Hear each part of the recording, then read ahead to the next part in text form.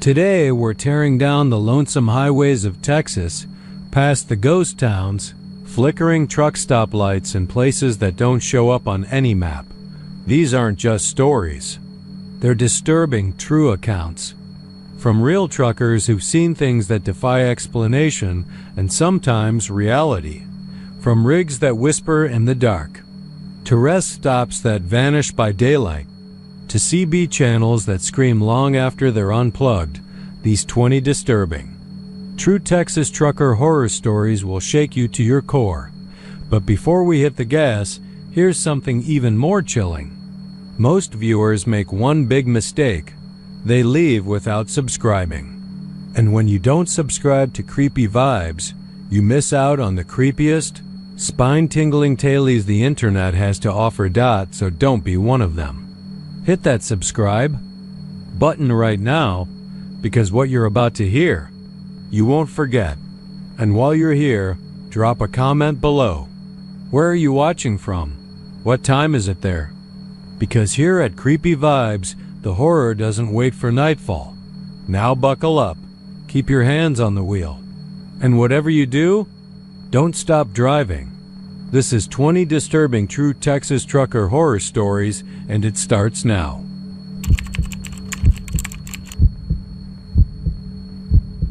Jimmy Redbone Travers had always said the road was his religion. That stretch of open blacktop under a bleeding sky, that was his church. His rig was the pew, the CB radio his pulpit.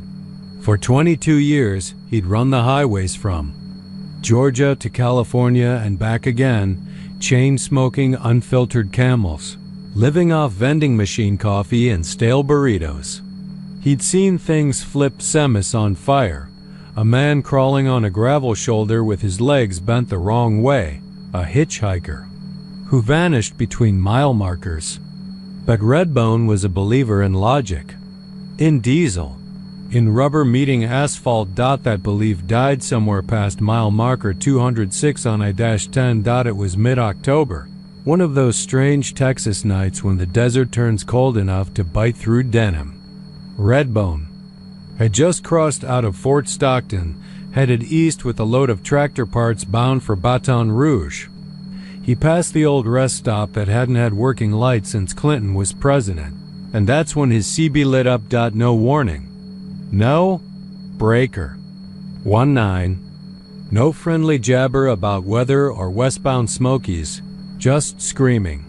Raw, primal, blood on the floor screaming. It came through his speaker like a live wire, no distortion, no static. Just a man screaming for his life. Long animalistic howls. That scraped against Redbone's nerves like a steel rake on sheet metal. He grabbed the mic instinctively and muttered, "You okay, driver?" No answer, just more screaming. Then another voice. A woman this time, higher pitched, panicked, hysterical. The way people sound when they've lost someone right in front of them. Redbone turned the volume knob down. It didn't work. He turned the damn thing off completely. The screaming kept coming. He reached down and unplugged the CB from the dash, yanked the cord. Right out, still. The screaming, that's when he pulled over. Right there on the shoulder, flashers on, heart thudding like a hammer in his chest. He stepped down from the cab, lit a cigarette with shaky fingers, and stood under the dim glow of his running lights. The desert stretched out on both sides, like the open mouth of something waiting to swallow him whole.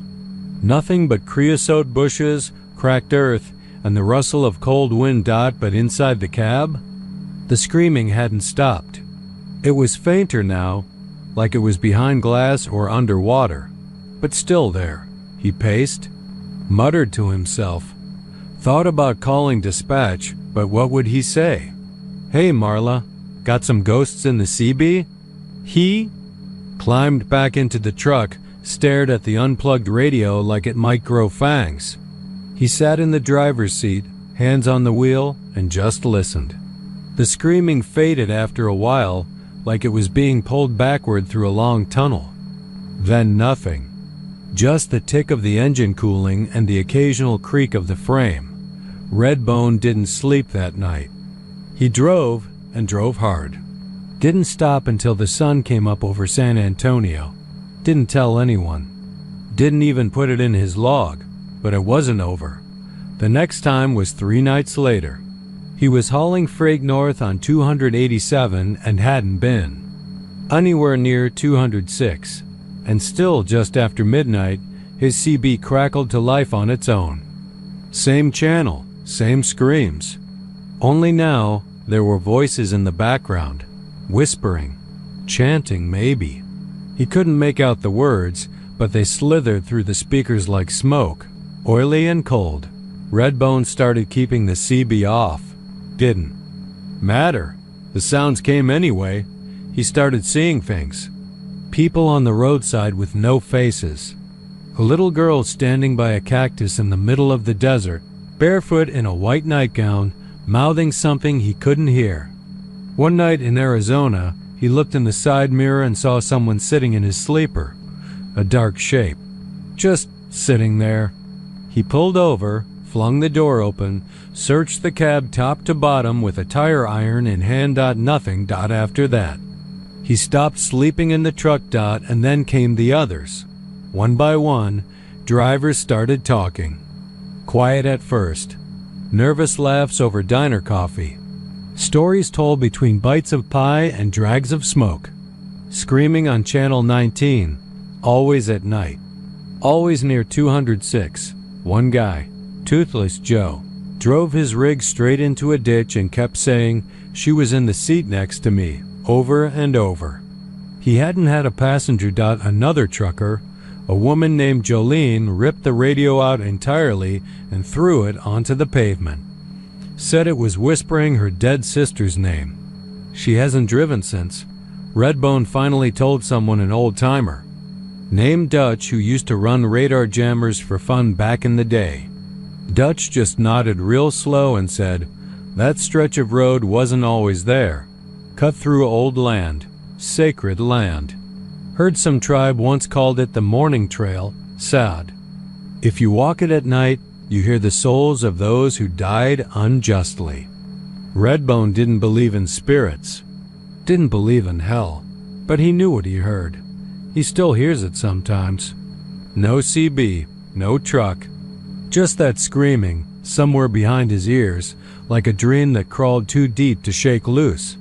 They say, now that if you drive past mile marker 206 between midnight and 3 a.m., you should switch off your CB, not just power it down, disconnect it.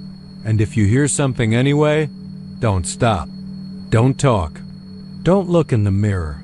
And for God's sake, don't answer back. Because the minute you do, ... something starts listening.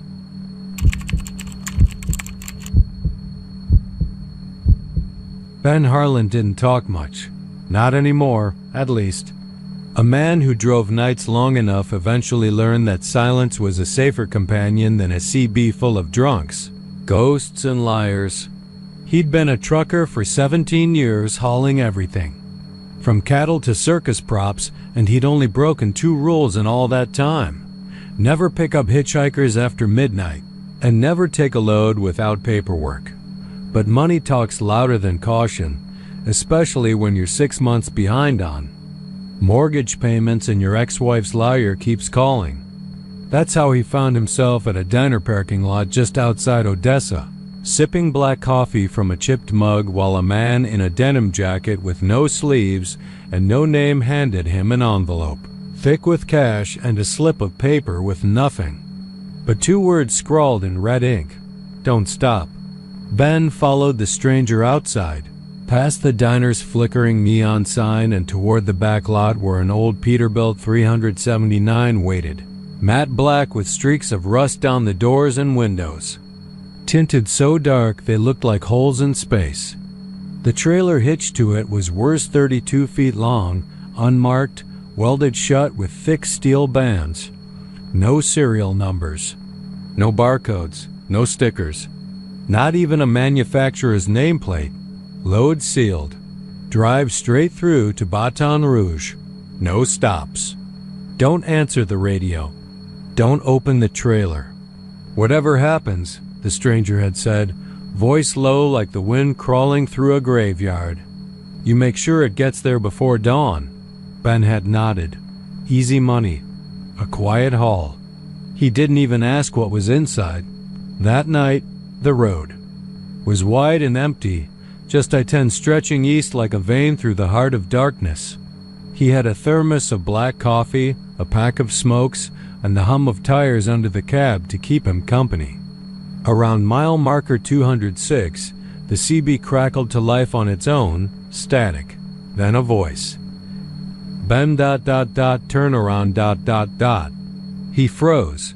His name wasn't on the envelope. Hell, no one even knew he'd taken the job. He reached over and switched off the CB. It kept going. Ben ... It's getting closer ... He yanked the plug. Still it whispered. The voice didn't come from the speakers anymore. It came from behind him, soft and shivering, like someone was curled up in the back of the cab, whispering directly into the marrow of his bones. He checked. The mirror, empty, but the air behind him felt cold, heavy. He rolled down the window. The night outside was too still. No bugs, no wind. Just darkness so thick it seemed to breathe. The whisper grew louder. Ben ... Don't look ... just keep driving ... keep driving ... He mashed the gas. The Peterbilt roared down the highway. The trailer behind him didn't sway. It didn't rattle. It didn't make a single sound, but Ben could feel it moving. Not the trailer. The thing inside, scratching, pacing, shifting its weight like it knew he was listening. Like it was waking up. By 2:30 a.m., he passed a rest stop near Beaumont. His knuckles were white on the wheel. The thermos was empty. His hands shook, not from the caffeine, but from the feeling of something watching him. Not someone, something. It was a kind of presence you don't feel with your eyes or ears. It just is. Like an itch deep behind your eyes. He saw the sign. Rest stop to 1 mile, and then the whisper said something new. If you stop, I'll show you her face again. Ben's foot slammed the brake without thinking. The tires squealed as he swerved onto the ramp and parked crooked between two. Semis. He stumbled out of the cab, stomach twisted with nausea. The night smelled wrong, like burnt hair and vinegar. He leaned on the hood and breathed hard. Then the whisper changed. "Ben, it's Sarah." His knees buckled. Sarah had died 3 years ago. A wreck outside Lubbock. His old trailer had jackknifed on an icy turn and caught fire before he could pull her free. She burned alive while he clawed at the door, screaming her name. He never told anyone she was with him that night. Not the cops, not the company, not even the insurance investigator, but the whisper knew, "I forgave you." "Why didn't you come back?" Ben staggered to the trailer. It was vibrating now, slow and rhythmic, like breath. A soft pulsing tremor that rippled through the steel. He pressed his ear to the door. Inside, a baby cried. No, not cried, screamed, shrill and desperate, like something not human was trying to sound human. He reached into the toolbox, pulled out the bolt cutters. He was halfway through the first steel band when the voice inside the trailer stopped mimicking. It spoke low, calm, familiar. "You open this door, you don't get to forget anymore." Ben froze. "Drive, Ben. Finish the job. Or I'll finish you." The wind picked up. No, it wasn't the wind. It was breathing, coming from all around him. The trees, the grass, the sky. He turned back to the cab and found the windows frosted over inside and out. His own reflection in the glass looked wrong, twisted, eyes hollow, lips burned, blackened like smoke-stained bone. The whisper laughed. He ran. He drove. Hours passed, or minutes. Time was thick and soupy. He didn't check his phone. He didn't look at the GPS. The road kept shifting like it wasn't real anymore. like the blacktop was just being remembered by something old and cruel. When he finally reached Baton Rouge, the sun was just cracking the horizon like an egg yolk bleeding into a pan. He pulled into the drop yard behind a derelict warehouse where a woman in a white dress waited. Barefoot in the gravel dot, she didn't speak. She only pointed to the trailer. He opened the back dot. It was empty. No cargo. No scratches. No sound. But inside painted. On the floor in something that steamed were the words, "You looked." The woman handed him an envelope, lighter than before. Ben didn't open it. He drove away and never stopped driving. Now late at night, when he hauls new loads across unfamiliar roads, sometimes he hears it again.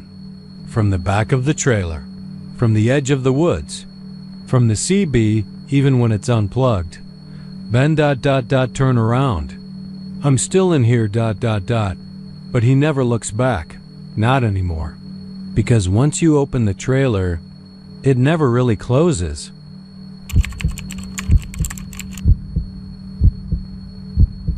Marco Serrano had been on the road for 19 years. 19 birthdays missed.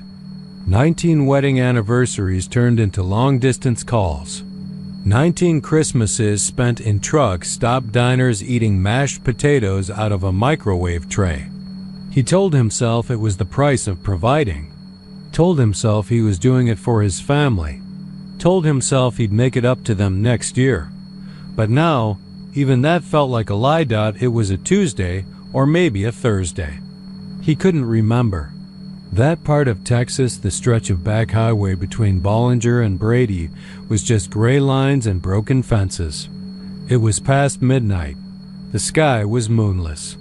His eyelids were heavy, and his mouth tasted like copper. And old regret. He hadn't talked to his daughter in months. Olivia. Liv. God. He used to sing her lullabies about the stars. She was 9 now, maybe 10. Last he heard, she was in ballet. Or was it gymnastics? His wife had stopped picking up. He didn't blame her. Marco hadn't been a bad man, just absent. Like a flickering bulb. There, but not really. He checked the time. 2:09 a.m. The GPS was frozen. The CB was dead quiet. His rig old Bess rattled like bones in a bag. He thought about pulling over. Maybe just for a few minutes. Just to shut his eyes. But there wasn't a turnout in sight. Then came the fog. It rolled in slow. Not like mist, but like it had intent. Heavy, silken, pale gray, almost white, and it clung to the road like spiderwebs on glass. Visibility dropped to 50 feet. Then 30. Then 10. And through that fog, like a mirage, a sign began to glow. Neon. Faded pinks and reds. The kind of flickering sign you'd see in an old James Dean poster. Mel's Midnight Diner hot coffee and forgiveness. There was a gravel pull-in that hadn't been there a moment ago, right between 2 dead mesquites. The building was squat and old, with aluminum siding that shimmered in the headlights like fish scales. A blue light buzzed overhead. And though he knew better, Marco turned off the engine. The world outside his cab was unnaturally still. No crickets. No wind. Just the hum of that sign and the smell, oddly enough, of pancakes and hot butter. He walked in. The bell above the door jangling like wind chimes in a storm. Inside, it was bright. Too bright. The booths were old leather. The kind that stuck to your skin. The walls were lined with black and white photos, all crooked and stained. The floor was checkered tile, but some of the squares didn't line up right, like the whole place had been assembled by someone who almost remembered what a diner looked like. The air was thick with the smell of grease, syrup, and oddly wet. Earth. He wasn't alone. 4 other truckers were seated. None of them looked at him. They just stared at their plates, eating slow, robotic. One chewed with his mouth open, eyes glassy and distant. A waitress appeared without a sound. She had bright blonde hair in a beehive, thick makeup. Her skin was pale and smooth, but stretched too tightly over her face. Her name tag read, Darla in looping cursive. She smiled, but it wasn't kind. "Right on time, sugar," she said. "Sit anywhere you like." Marco took a booth in the corner.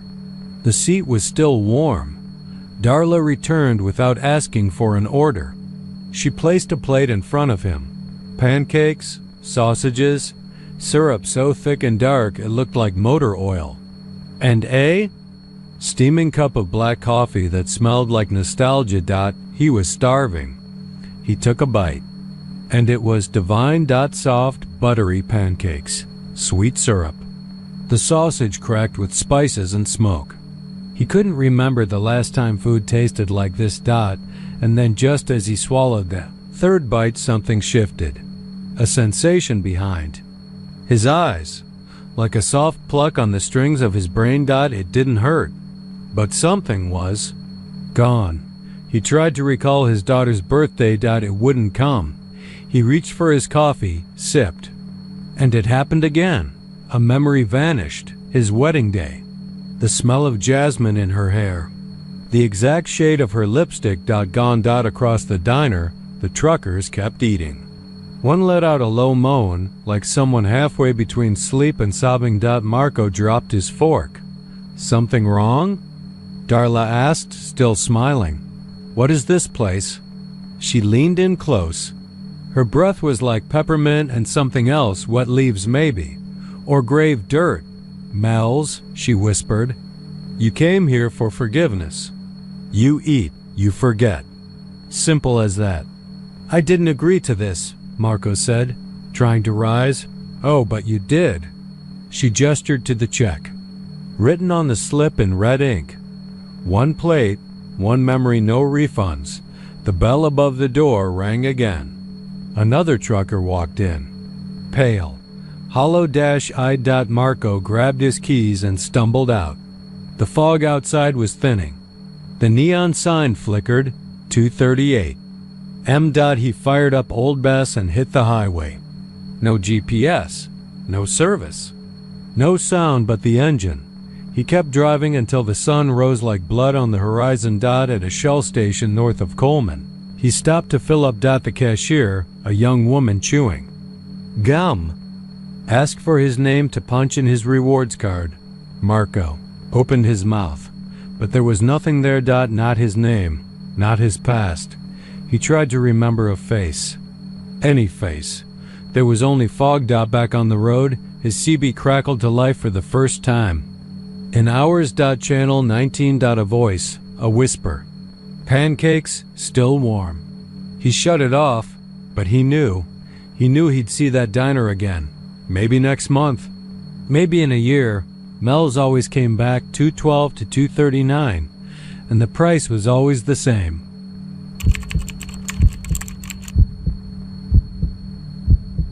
There's a rhythm to long-haul trucking that most folks don't understand. A kind of heartbeat you only hear when it's you, the road, and 2,000 miles of asphalt that never really ends. It's lonesome, sure, but if you do it long enough, the silence starts talking back. That's how the stories begin.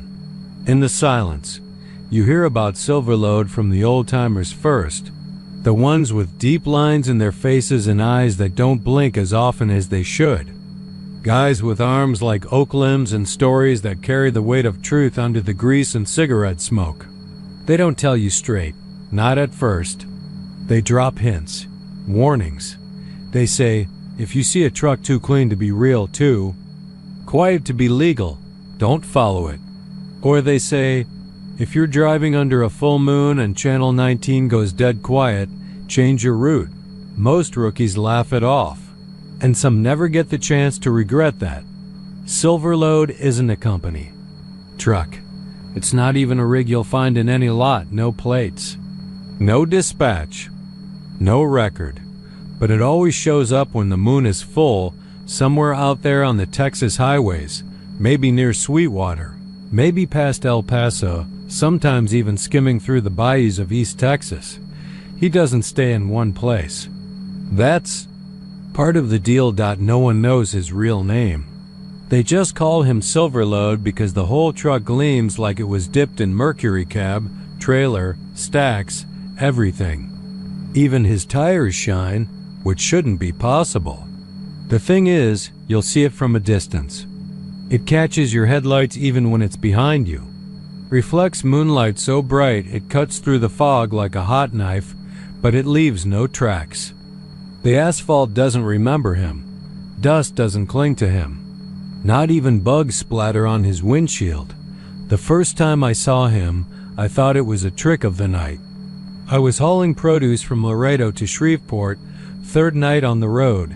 About 2 a.m. moon was hanging low and heavy, looked like an old bruise in the sky. My eyes were burning from staring at the yellow lines too long. CB had gone quiet. Half an hour back, I passed mile marker 212 and saw lights up ahead, clean, piercing white. No shadows, just brightness. Then I saw the rig. And I swear it wasn't rolling. It was gliding. No engine growl. Just the sound of wind getting the hell out of the way. It pulled alongside me and I turned my head, and I wish I hadn't. The driver was there, but not there. I could see him through the window, but the shadows inside the cab didn't move with the lights. He wasn't gripping the wheel, but the truck stayed dead center in the lane. And his lips were moving not toward me, not toward the CB, but up. Up toward the damn sky. Talking to the moon. No headset. No Bluetooth, just whispering. Mouth-shaping words I didn't want to understand. I turned my rig off the next exit and sat in a closed gas station lot for 2 hours with the engine running. And every light I had blinking like a Vegas billboard. I told myself I was tired, that I imagined it. But IDN single quotes T. Over the years, I heard more. A driver named Curtis Mack had the balls to follow him. Said he was tired of the ghost stories and figured there had to be a trick to it, maybe projection. Lights, or maybe a crazy hermit with a custom rig playing a prank on the whole industry. So Curtis waited for the full moon, took the same route they say Silverload haunts near Austin, and waited. He found him. And he followed for 5 straight hours. He kept the truck in view, said it never stopped, never turned, didn't pass another soul. Then, just before dawn, Silverload turned off onto an unmarked dirt road Curtis swore hadn't been there before. And the moment Curtis tried to follow, his engine died. Cold. Just cut off. No warning lights, no stutter. Just dead when the tow. Company found him 6 hours later. Curtis was standing in front of his truck, eyes wide, mumbling something about mirrors. He never drove again. Won't get near a truck. I heard he moved to Montana to raise chickens or goats or something. The moon matters in the story. It always does. Because that's the bargain. You see, legend says Silverload made a deal the night he died. Truck flipped in the desert outside Lubbock. Caught fire. 4 other rigs piled up behind him, couldn't stop in time. They burned too. When the fire crews got there, they found charred steel, blackened bones, and 1 rig missing a driver. Silverload's. The trailer was empty, completely clean, like it had never been used. Some say he was dead already. Others say he was dying and whispered into the fire, into the night sky, begging not to go. And something answered. Something old. Now, every full moon, he drives. But the cost of his survival is death. Every time his wheels touch pavement under. That cursed Silverlight, someone else takes his place. Could be anyone. That's the kicker. It's not just truckers. It could be a kid walking home, a mom running late from work, a deer leaping across the road. Death doesn't discriminate, it just collects. You don't want to be near him when the trade is due. And the worst part? He doesn't stop, doesn't help, doesn't mourn. He just keeps whispering to the moon like he's thanking it. They say, if you catch the whisper, if it gets in your head, you'll see things in your mirrors that don't belong. Someone sitting in your sleeper cab. A face pressed against your side window. A pair of hands on your steering wheel that ain't yours. If you see them, it's already too late. Me? I started planning my routes around the moon cycles. Call me paranoid. I've seen too much to laugh it off. I drive days now. No more midnight hauls. No more CB chatter after sundown. And when I see the full moon rise, I find a motel, bolt the door, and wait it out, because I know what's out there, and have seen. Silverlow drive by. I saw his lips moving, and I swear, the moon smiled back.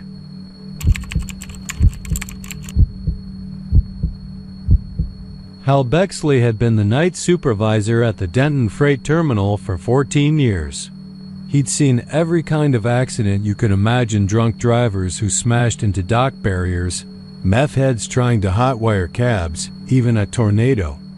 Once that picked up 2 empty trailers like toy boxes and flung them into the chain-link fence. But none of that, not even the dead-eyed stare of the guy they found hanging from his seatbelt in Bay 7, stuck with him the way the night of August 4th did. The night Unit 47 rolled out without a driver. The terminal was a skeleton crew after midnight. Hal and 2 rookies, both too green to pour coffee right, let alone handle freight logs. Hal was sitting in his cramped office with the busted SC, going over invoices when the yard lights dimmed. Not flickered, dimmed, like someone had slowly turned a dial down. Everything outside took on a strange blue hue, the kind of light you see right before lightning splits the sky. Static hissed in the air. He could feel it in his fillings. Then came the hum, deep, subsonic. It seemed to crawl up from the concrete foundation. Hal stood up, his clipboard falling off the desk. On the security monitors, something moved. Unit 47. He blinked. Thought maybe it was a glitch. He rewound the feed. The rig had been sitting in Bay 6 for 3 weeks. Busted axle, busted brakes. Scheduled for parts delivery next Tuesday. But on the screen, the headlights flickered on soft and slow, like eyelids lifting. After a long sleep, and the cab rolled forward out of the bay. No driver, no shadows, no door opening, just movement. Fluid, unnatural. By the time Hal reached the window, the rig was halfway to the exit gate. The bar lifted itself slowly. The red and white stripes on the gate trembled in the wind. Or maybe it wasn't wind. Maybe it was that hum again, vibrating things that had no business vibrating. He radioed for his team. Gus? Angie? We got movement. Unit 47's heading out. Static. Then a voice, but not Gus, not Angie. A child's voice, barely audible through the static. It's cold in here. Hal nearly dropped the radio. He ran to the gate just in time to see the taillights disappear into the dark, glowing faint blue instead of red. He filed a report. Called dispatch. They laughed, told him maybe he was working too many night shifts. You seeing ghosts now, Hal? 3 days later, the call came in from Junction. Unit 47 had arrived. Unscheduled. Unannounced. It was parked between 2 legitimate deliveries. Engine cold, hood covered in frost. The temperature that day was 106 degrees. The frost didn't melt. It smoked. Gave off this sickly white vapor that coiled like breath in the dead of winter. The trailer was locked. Not with a padlock or bolt. Welded shut. Seamless. When the team finally got it open, they found the walls covered in handprints. Inside were wrapped bundles of something. Thick burlap sacks tied with what looked like braided hair. No labels. No invoice. They opened one. Inside. Bones. Small ones. Children's, maybe. Some still had the soft fuzz of marrow. It didn't make the papers. Didn't hit the news. Junction Freight buried the incident, literally. They buried the entire trailer in a landfill outside of town, under orders from someone high up. State troopers came and went. black SUVs with plates that didn't scan. The story died, but the rig DIDN single quotes T.2 weeks later, a woman in Wichita Falls saw it parked outside her veterinary clinic. She recognized the number Unit 47. Her brother had driven it before the accident, back when it was still active. Before. He died in a rollover on I-45. She said the cab door opened when she approached. Said the interior was full of frost. The same lilac smell Hal had reported. She climbed in. Said she heard music. Not from the radio. Not from any speaker. From the walls. Children singing. Old hymns. Nursery rhymes. One she swore her mother used to sing before she drowned in the lake behind their trailer. She screamed when the door slammed shut behind her. They found her 4 hours later, wandering barefoot on the shoulder of Route 287. Frostbite on both hands, rambling about a little girl in the passenger seat, drawing pictures in blood on the windshield. Then came the manifest drops. Hospitals, orphanages, funeral homes, random addresses, sometimes in rural areas, sometimes in city lots. The rig would show up, unload itself, yes, unload and disappear again. People started calling it the ghost truck, but those who worked in the terminals where it appeared didn't talk about it. They quit, or they went missing. One man, a mechanic named Roy Epperson, tried to disassemble the engine block in a last-ditch effort to kill the damn thing. As he put it, they found his body in the repair pit, face frozen into a rictus grin, all his teeth shattered like glass. The cause of death listed as extreme hypothermia. In Texas, in August. Some say the rig is a remnant from a convoy that crashed during a FASTA military transport in the 70s. Something experimental. Something alive. Others think it's a ghost ship like the Flying Dutchman, but with chrome stacks and steel treads. Hal kept quiet for a long time, until it returned. It pulled into Denton again this spring. 20 years to the day since the first run. Hal was retired by then, but he got the call. The new supervisor found a note in his old desk drawer, tucked behind a photo of Hal's daughter Rachel, the one who disappeared when she was 9.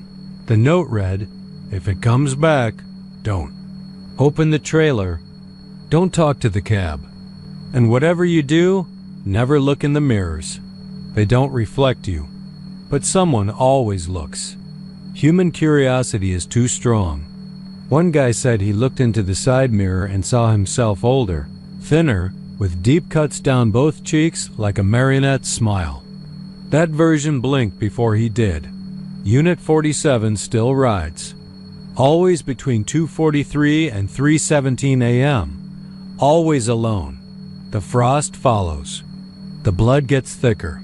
Sometimes it leaves things behind: an ID badge, a pacifier, a Polaroid from the 80s of a family, smiling in front of a truck that looks like 47, but isn't.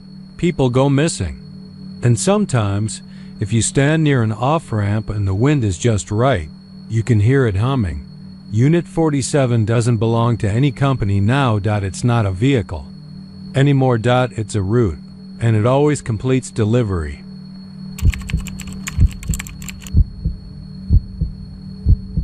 The road to Wink isn't much to look at.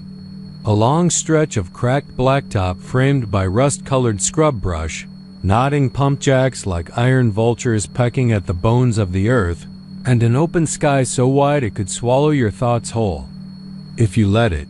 They say the Permian Basin is rich. Rich with oil. Rich with ghosts. I always figured that was just talk from rig hands too long in the sun and too deep in the bottle. I figured wrong. It was October when it happened, mid-month. Just before Halloween, when the desert turns brittle and the moon rides low and mean. I'd been driving long hauls out of Odessa for years, dropping drill parts and pipe lengths to sites west of Kermit. The pay was fine, but the silence was better. Out there, you could almost pretend the world didn't exist. That's probably why I miss the signs. I was pushing through the shift, hauling 6 tons of steel pipe when I saw her. It was near midnight and I was half an hour behind schedule because of a tire blowout on I-20. But when the headlights swung wide on a bend just past mile marker 42, she was there standing perfectly still on the shoulder like she'd been carved out of the moonlight. Long hair, black as pump oil, whipping in the wind. Skin pale, almost silver under the high beams. And that dress. White, old-fashioned, like something from a Sunday church picnic in the 50s. Clean. Too clean. Now, I've picked up hitchers. Before mostly other truckers who broke down, some ranchers, the occasional runaway. But there was something about this girl that gave me pause. Maybe it was the way she didn't move. Maybe it was the way the wind didn't seem to touch her, like she was part of the landscape. Still, my foot eased off the gas. Couldn't help myself. I rolled to a stop a few feet ahead and leaned over to pop the door. "You okay, miss?" "Number," answered. She moved then. Slow, graceful. Climbed the steps of the cab like she'd done it before. Sat down beside me without looking me in the eye. I caught a whiff of her like rain on dust. Not sweat, not perfume. Just wet earth and copper. Pennies. The air in the cab felt colder the second she shut the door. "Where you headed?" I asked. "Wink," she said. Her voice was low, hollow, like someone speaking through a long pipe. Winkler County was maybe 20 minutes out. I figured I'd drop her at the station and call it good. We rode in silence for a bit. I tried the radio, static. All stations, AM, FM, CB dead air, or whispers I couldn't make out. I turned it off and kept my hands tight on the wheel. I glanced at her a few times. She never looked back, just stared out the window like she was watching something only she could see. Her reflection in the glass was strange blurred, like fog on the inside. But the glass was clear. The cold was sinking deeper. My breath fogged. Up the windshield, I turned the heat on. Nothing but more cold. When we hit the Winkler County line, I felt the truck shudder. Not from the road, this was different. Like we'd passed through an invisible curtain and everything on the other side had been waiting for us. Waiting for her. And then she was gone. No scream. No flash of light. Just gone. I slammed the brakes and pulled over hard. Jumped out of the cab, flashlight in hand. Checked the road, the shoulder, the trailer. Nothing. The passenger door was still shut, the seat still warm. But she was nowhere. I climbed back in, sat there for a while, handshaking on the wheel. Finally, I started her up again and drove the last few miles to Wink in silence. Headlights cutting through nothing but fog that hadn't been there before. At the diner, I told a guy at the counter what happened. Didn't expect anything. Just needed to say it out loud. "White dress?" He asked casual, like he'd heard it before. I nodded. He leaned back, spat tobacco juice into a can. "You saw Jenny." "Who's Jenny?" "Jenny Harper. Her daddy was a foreman on a rig back in '83. She disappeared one night walking home from school. They say she got caught in a storm, wandered out into the fields. Never came back." "Jesus," I said. "They found her dress on a pump jack fence. Ripped clean in half. No blood, no footprints. Nothing but oil stains in one shoe. Folks still see her out there waiting. She only shows up near the county line. Never crosses." I didn't finish my coffee.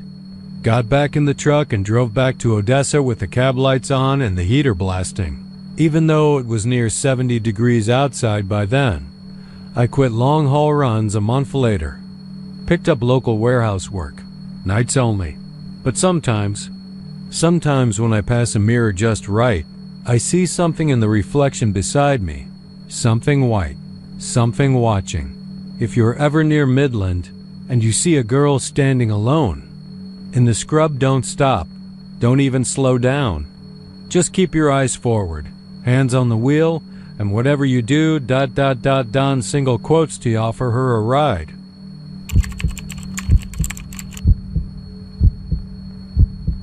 Curtis Malloy had been a trucker for 32 years, and he knew the road better than he knew his own children. The hum of tires on asphalt, the endless gray ribbon unraveling before him, it was the only constant in a life filled with goodbyes and half-hearted reunions. He drove a 2014 Peterbilt 579, red, long-nosed, and battered by weather and time. His cab smelled like burnt coffee, sweat, and something else lately. Something old and wet. He started hearing it in early October. It was after a long haul from Houston to El Paso. He'd stopped outside Fort Stockton for a couple hours of shut-eye before making the loop back. It was cold that night, the kind of dry chill that cracks your knuckles and makes the desert feel endless. He'd pulled the privacy curtain, turned on the overhead light, kicked off his boots, and lay on the thin mattress in the sleeper bunk. Sometime past 3 in the morning, 3:13 exactly, he woke to the sound of breathing. Not snoring, not mechanical. Not his own. It was under the bunk. Slow, wet, animal breathing. Like something had fallen asleep down there but hadn't yet figured out how to breathe like a man. It was muffled by the mattress, but Curtis could feel it in the springs, feel it moving slightly every time it inhaled. He lay frozen, just listening. For a moment, he told himself it was his imagination or some weird acoustics from the rig's frame cooling off, maybe even the heater fan. He shut his eyes tight. Then came the whisper. Soft, right next to his ear. Double quotes Curtis S. I'm so cold. Curtis bolted upright, head smacking the top of the bunk. His fingers trembled as he threw open the privacy curtain and turned on every damn light in the cab. Nothing. Just his own scared face in the side mirror and the endless black of desert highway behind him. The next night, the breathing returned. And the night after that. Always at 3:13 a.m. Always. Under the bunk. Always followed by the whisper. He started sleeping with the CB mic in his hand and a tire iron by his side. He talked to himself out loud, trying to make the fear go away. Just stress, he said one night. Linda's gone. The kids don't call. That's all it is. Brain playing tricks. But the voice didn't care about logic. It whispered anyway. You left me, Curtis. You left me in the cold. One night, near Amarillo, he drove 12 straight hours and parked on a brightly lit truck stop lot surrounded by other rigs, floodlights blaring down like prison lamps. He thought maybe if he was surrounded by people, by sound, by light, maybe. It wouldn't come, but it did. 3:13 a.m. The floodlights flickered. The CB radio turned on by itself and hissed static. The whisper came through the speaker this time, low and gravelly. Curtis, it's getting crowded down here? He didn't sleep the rest of the week. By the fourth night, Curtis refused to go into the sleeper at all.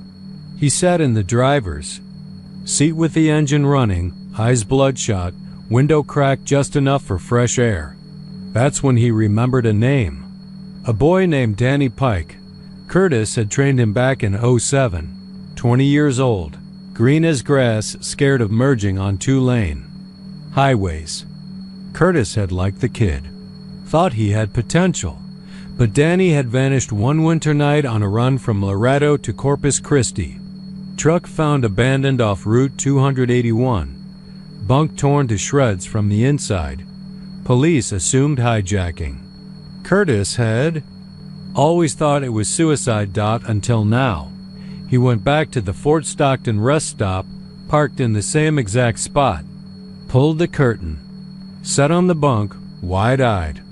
Waiting. He spoke into the darkness. Danny? That you, boy? No reply at first. Then. Breathing. Wet. Hungry. Close. The entire truck rocked slightly, like something inside had shifted weight. Curtis didn't move. The whisper was closer now. Not under the bed anymore, it was inside. You left me, Curtis. You said you'd be right back. A weight pressed on his legs. Cold fingers touched his ankles. Curtis screamed. They found the truck.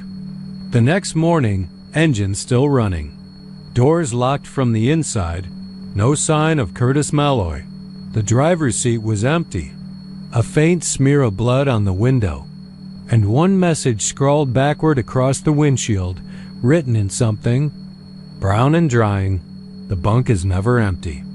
Now truckers say if you drive alone at night on the Texas highways, especially near 3:13 a.m., you better not stop. You better not lie down. And whatever you do, don't listen. Because if you hear breathing beneath your bunk, if you hear your name whispered through the CB static, if the temperature drops for no reason at all, it means the thing in the sleeping bunk has found you too. And it's ready for another ride.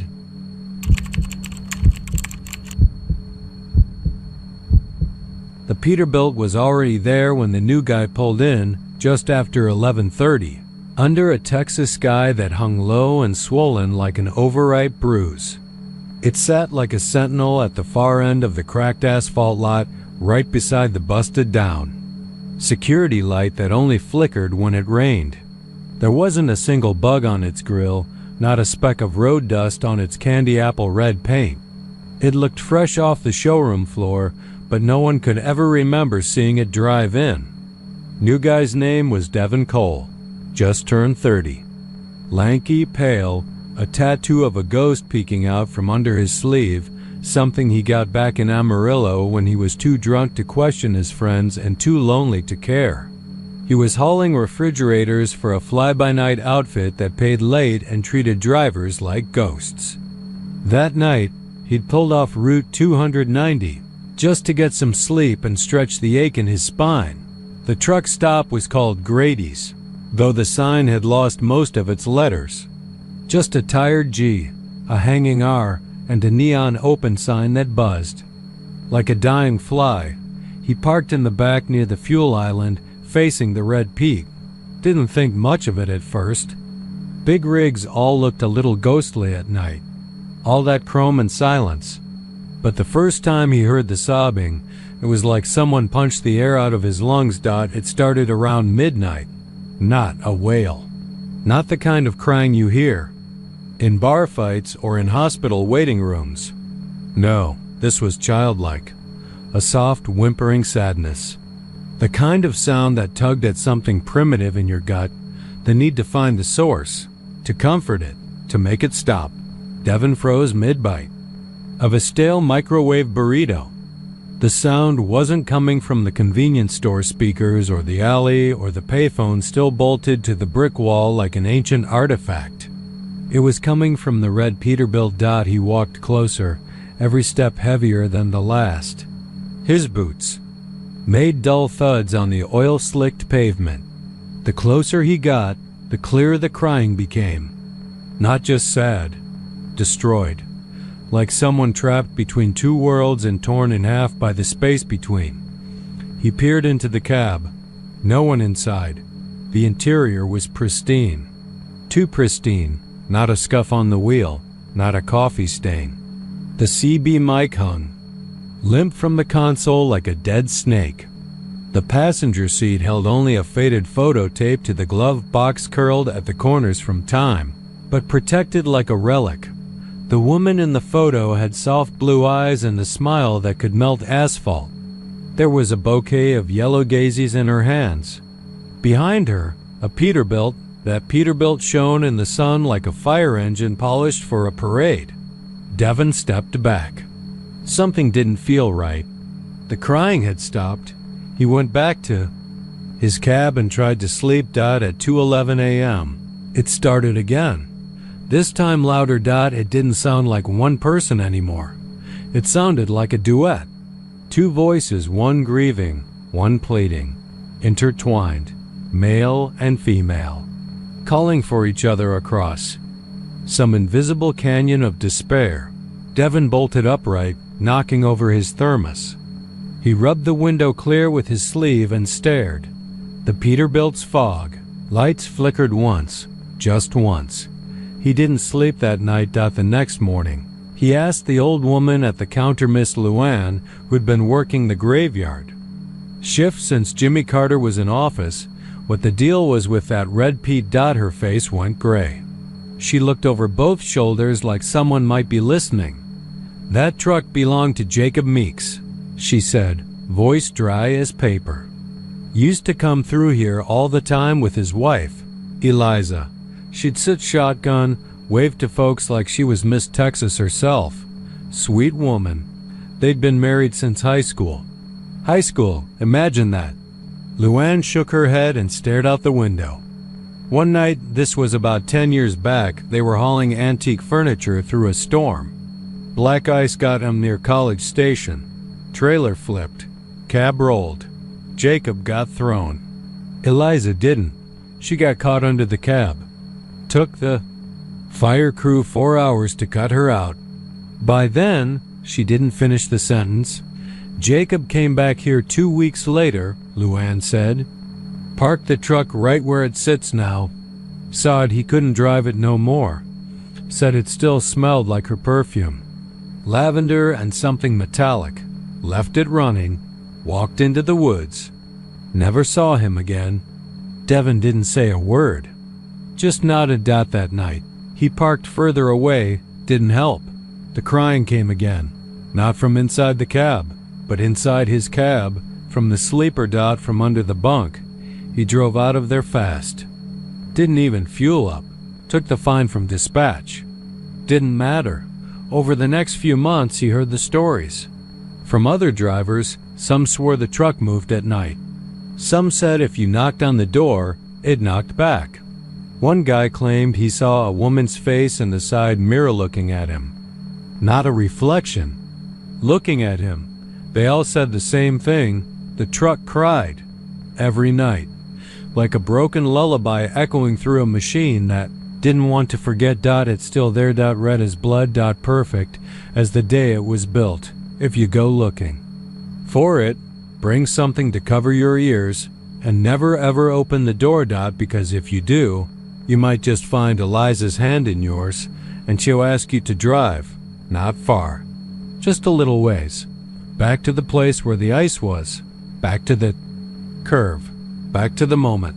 And this time, she won't let go.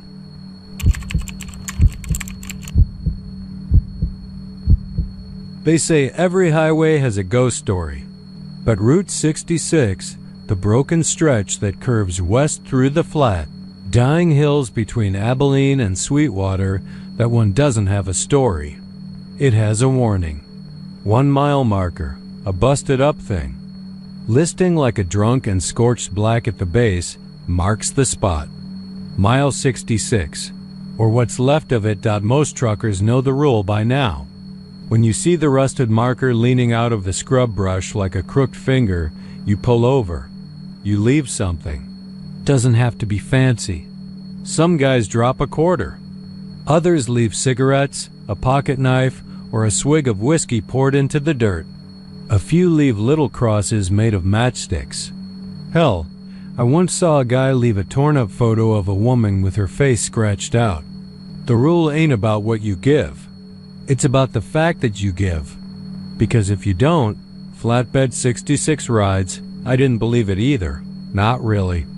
Not until last winter. My name's Cole Barker.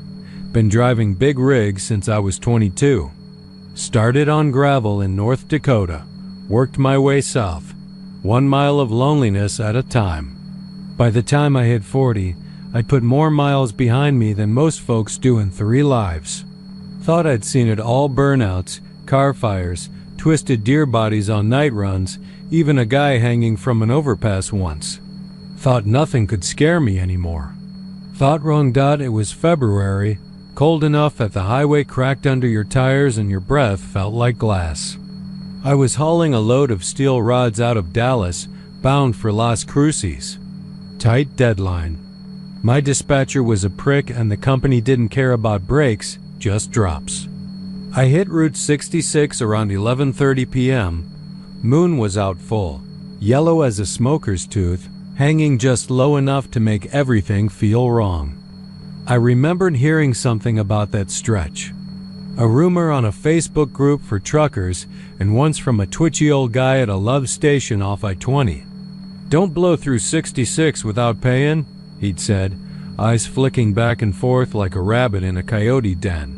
"Flatbed don't like it," I'd laughed.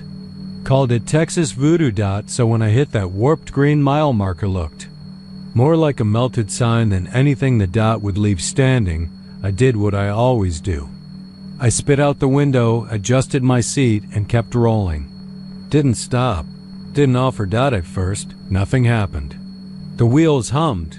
The road was clear. Some static buzzed in on channel 19, but that's common in the hills. I flicked through. Songs on the stereo, half asleep behind the wheel, drifting on muscle memory. Then I noticed the lights, not headlights. No, these were dim, red and swinging like lanterns behind me, as if someone was hauling a load with chains so long the back end swayed with every turn. I glanced in the side mirror. Nothing there, but the lights didn't go away. They stayed back there in the dark, then the CB kicked in. I hadn't touched it. The dial was off dot at first, it was just static. But beneath it, breathing, heavy, wet, like someone choking on something thick. Then a voice, low and hollow, like it came from under the ground. "Cole, you forgot." I slammed the brakes. The truck shuddered, the trailer groaning behind me like it didn't want to stop. I was parked on the shoulder before I knew what I was doing. I stepped out into the cold, flashlight in hand, scanning the road. Nothing. No lights. No truck. Just me, my rig, and the wind cutting across the plains like a razor. But the mile marker wasn't behind me anymore. It was ahead of me. Still twisted. Still burnt.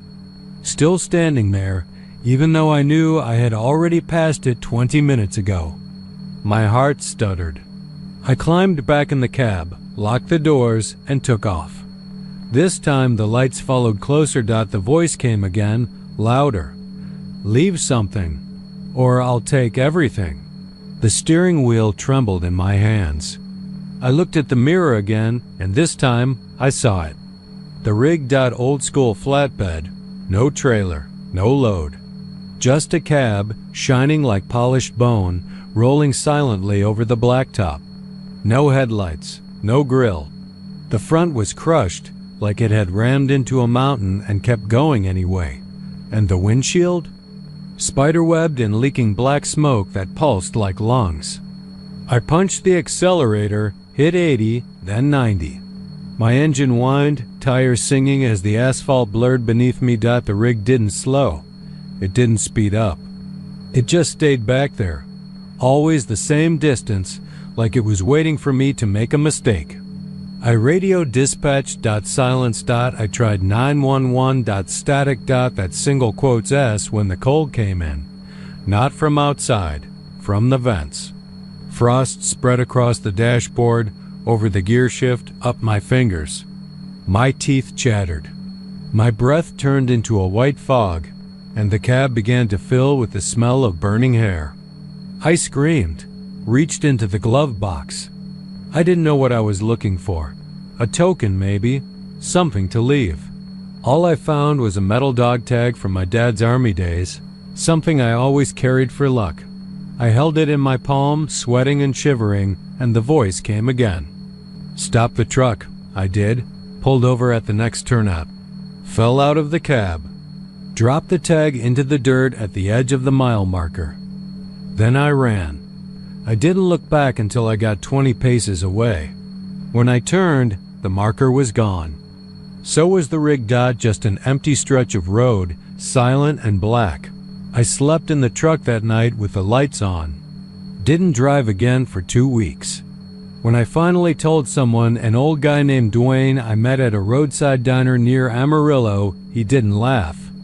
He nodded. Said, "Flatbed 66. Some say it's Ellis Crane. Burned alive in 72, when his brakes failed and the load rolled. They say his ghost don't want revenge. He wants respect." Leave him something, he lets you pass. Forget, and he makes sure you don't forget next time. If there is a next time. Now, every time I drive Route 66, I stop. I leave something. A coin, a beer, a lighter. I don't care what, just something. Because Flatbed 66 rides quiet. But he never rides alone, and once he's behind you, you'll never be alone again.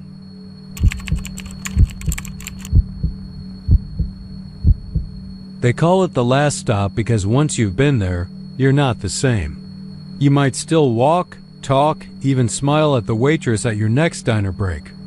But you're not you anymore. Not really. It starts on Route 84, heading northwest. Out of Sweetwater.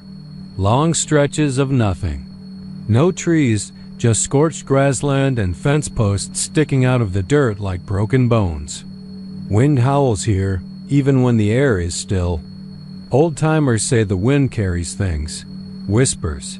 Voices. Some swear even carries. Memories if you're out there too long with the windows down. Most truckers just keep the air on full blast, music up loud, and try not to blink too long. That's where Charlie Hensley was running when he saw it. Charlie'd been a driver for 18 years. Local runs, nothing cross-country. Mostly livestock and steel. Never touched long hauls. Not since the night his cousin Reese disappeared doing a 2-day out to El Paso and never came back. They found the truck. Empty. Motor cold. The cab door opened like Reese had stepped out to take a leak and never returned. But that was years ago. Charlie kept his runs tight. He liked to say he knew Texas better than his own kitchen, until the night his GPS started showing static around post, Texas, and his fuel gauge dipped faster than made sense. He had filled up just 3 hours earlier outside Abilene. His app chirped, nearest station 1.2 miles ahead, last stop fuel and market. He hadn't seen that station before. Not once, not in 18 years. But the low fuel light blinked, red and accusing, and he figured maybe it was a new pop-up joint. Some franchise trying to stake a claim where only coyotes lived. Charlie crested a small hill and there it was, like it had been waiting for him. The lot was paved but not fresh. The surface had no cracks, no weeds in the seams, no oil stains, just a long, empty stretch of blacktop. Neon buzzed above the glass doors, flickering green and red like an open wound. The sign above read last stop in blocky letters with the word fuel below that in smaller print, like an afterthought. There was no price on the pumps, no brand, no other cars. No road dust on the windowsills. No bugs battering the lights. Charlie pulled in, feeling a weird chill even though the radio said it was 87 degrees outside. He stepped out. The air smelled like ozone and citrus. A faint sweetness clung to the breeze, and for a second, Charlie thought he heard humming. Not a person, no more like machinery. Big, ancient, breathing in the ground beneath his boots. The store doors opened as he approached. No chime, just a hiss of air. Inside was clean, too clean, not just tidy sterile. The floor gleamed like hospital tile. The aisles were perfectly symmetrical. Shelves lined with pristine goods, canned peaches, tuna, cornbread mix, and candy bars with faded brands names he hadn't seen since he was a kid. He picked one up, Chocolate Bliss. The wrapper was warm. The bar inside was soft, like it had just been made. Then he noticed the clerk. The man behind the counter didn't move. He didn't even blink. Thin, tall, pale like he hadn't seen the sun in a year. His eyes were gray, not blue, not green, just blank, wet cement. His name tag read Martin, though the letters looked handwritten with shaky fingers. "You lost?" the man asked. Charlie paused, shook his head. "No, just needed gas." "You sure?" Martin asked. "You look like you're about to." "Fall asleep at the wheel," Charlie shrugged. "Long day." Just want to fill up, maybe grab a coffee. Martin tilted his head like a curious bird. We got something better than coffee. Helps with the road fatigue. Just through the back door. There. Special blend. Won't cost you a dime. Charlie hesitated. The door Martin pointed to wasn't labeled. It had no knob. Just a faint glow at the edges, like light leaking from behind. I'm good, Charlie said. Martin didn't argue. Just smiled. A long, slow stretch of lips that revealed teeth too white, too square. Charlie paid cash and stepped back out into the night. He filled his tank. The pump hissed like a snake. The handle was ice cold, though the night had stayed warm. He capped it, climbed back into the rig. And stopped. Someone was sitting in his passenger seat. It was a woman. Early 30s maybe. Long black hair covering most of her face. She wore a red dress, dirty and frayed at the hem, like she'd crawled through gravel. Her eyes were closed.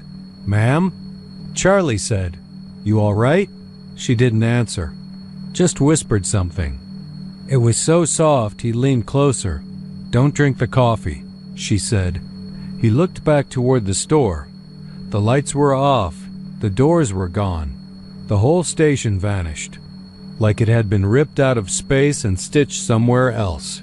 He looked back at the passenger seat. Empty. His hands were shaking. He started the truck.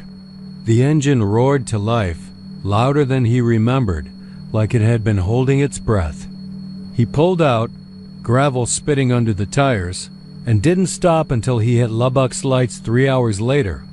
Charlie never spoke about it, not even to his wife, but he stopped driving nights.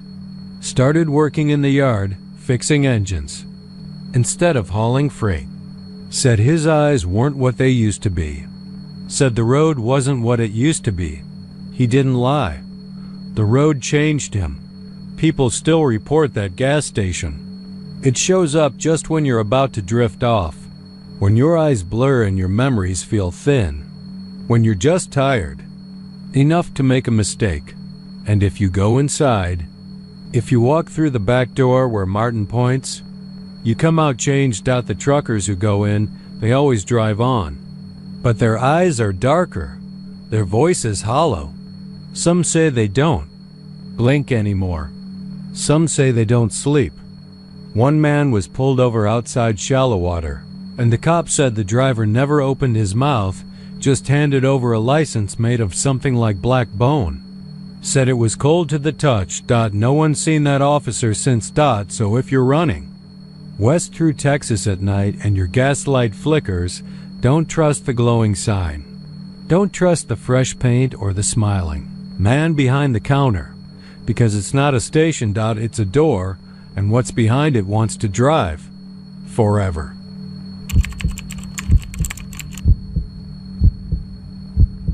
They call it the last stop because once you've been there, you're not the same.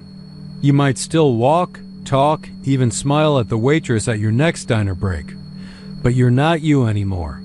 Not really. It starts on Route 84, heading northwest. Out of Sweetwater. Long stretches of nothing. No trees, just scorched grassland and fence posts sticking out of the dirt like broken bones. Wind howls here, even when the air is still. Old-timers say the wind carries things. Whispers. Voices. Some swear it even carries memories if you're out there too long with the windows down. Most truckers just keep the air on full blast, music up loud, and try not to blink too long. That's where Charlie Hensley was running when he saw it. Charlie'd been a driver for 18 years. Local runs, nothing cross-country. Mostly livestock and steel. Never touched long hauls. Not since the night his cousin Reese disappeared doing a 2-day out to El Paso and never came back. They found the truck. Empty. Motor cold. The cab door opened like Reese had stepped out to take a leak and never returned. But that was years ago. Charlie kept his runs tight. He liked to say he knew Texas better than his own kitchen, until the night his GPS started showing static around post. Texas, and his fuel gauge dipped faster than made sense. He had filled up just 3 hours earlier outside Abilene. His app chirped, nearest station 1.2 miles ahead, last stop fuel and market. He hadn't seen that station before. Not once, not in 18 years. But the low fuel light blinked, red and accusing, and he figured maybe it was a new pop-up joint. Some franchise trying to stake a claim where only coyotes lived. Charlie crested a small hill, and there it was, like it had been waiting for him. The lot was paved, but not fresh. The surface had no cracks, no weeds in the seams, no oil stains, just a long, empty stretch of blacktop. Neon buzzed above the glass doors, flickering green and red like an open wound. The sign above read last stop in blocky letters, with the word fuel below that in smaller print, like an afterthought. There was no price on the pumps, no brand, no other cars. No road dust on the windowsills. No bugs battering the lights. Charlie pulled in, feeling a weird chill even though the radio said it was 87 degrees outside. He stepped out. The air smelled like ozone and citrus. A faint sweetness clung to the breeze, and for a second, Charlie thought he heard humming. Not a person, no more like machinery. Big, ancient, breathing in the ground beneath his boots. The store doors opened as he approached. No chime, just a hiss of air. Inside was clean, too clean, not just tidy sterile. The floor gleamed like hospital tile. The aisles were perfectly symmetrical. Shelves lined with pristine goods, canned peaches, tuna, cornbread mix, and candy bars with faded brands names. He hadn't seen since he was a kid. He picked one up, Chocolate Bliss. The wrapper was warm. The bar inside was soft, like it had just been made. Then he noticed the clerk. The man behind the counter didn't move. He didn't even blink. Thin, tall, pale like he hadn't seen the sun in a year. His eyes were gray, not blue, not green, just blank, wet cement. His name tag read Martin, though the letters looked handwritten with shaky fingers. "You lost?"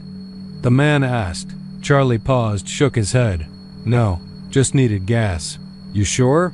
Martin asked. "You look like you're about to fall asleep at the wheel." Charlie shrugged. "Long day. Just want to fill up, maybe grab a coffee." Martin tilted his head like a curious bird. "We got something better than coffee.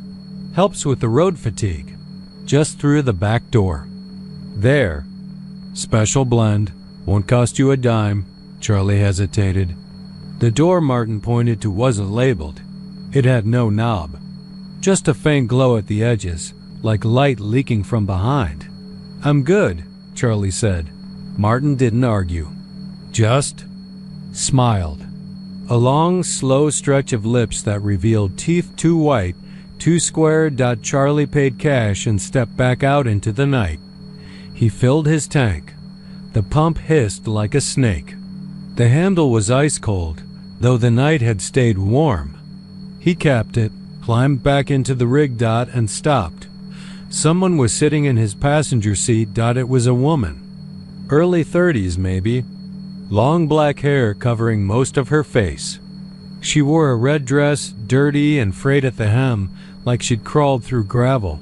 Her eyes were closed. "Ma'am?" Charlie said. "You all right?" She didn't answer. Just whispered something. It was so soft he leaned closer. "Don't drink the coffee," she said. He looked back toward the store. The lights were off. The doors were gone.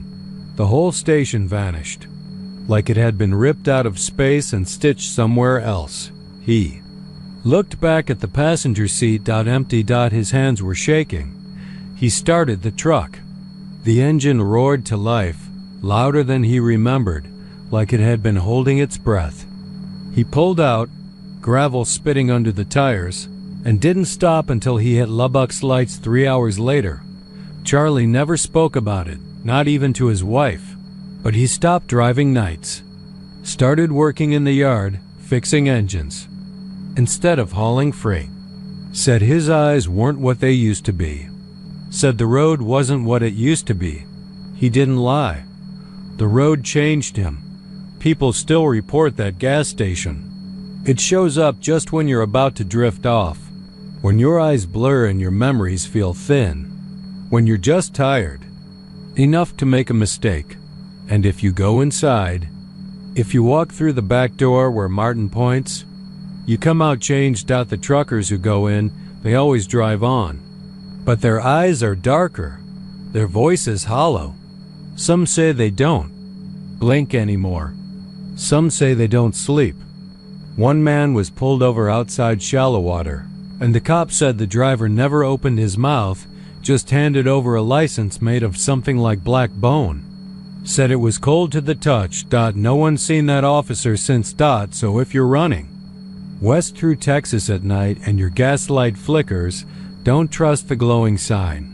Don't trust the fresh paint or the smiling man behind the counter, because it's not a station. It's a door, and what's behind it wants to drive forever.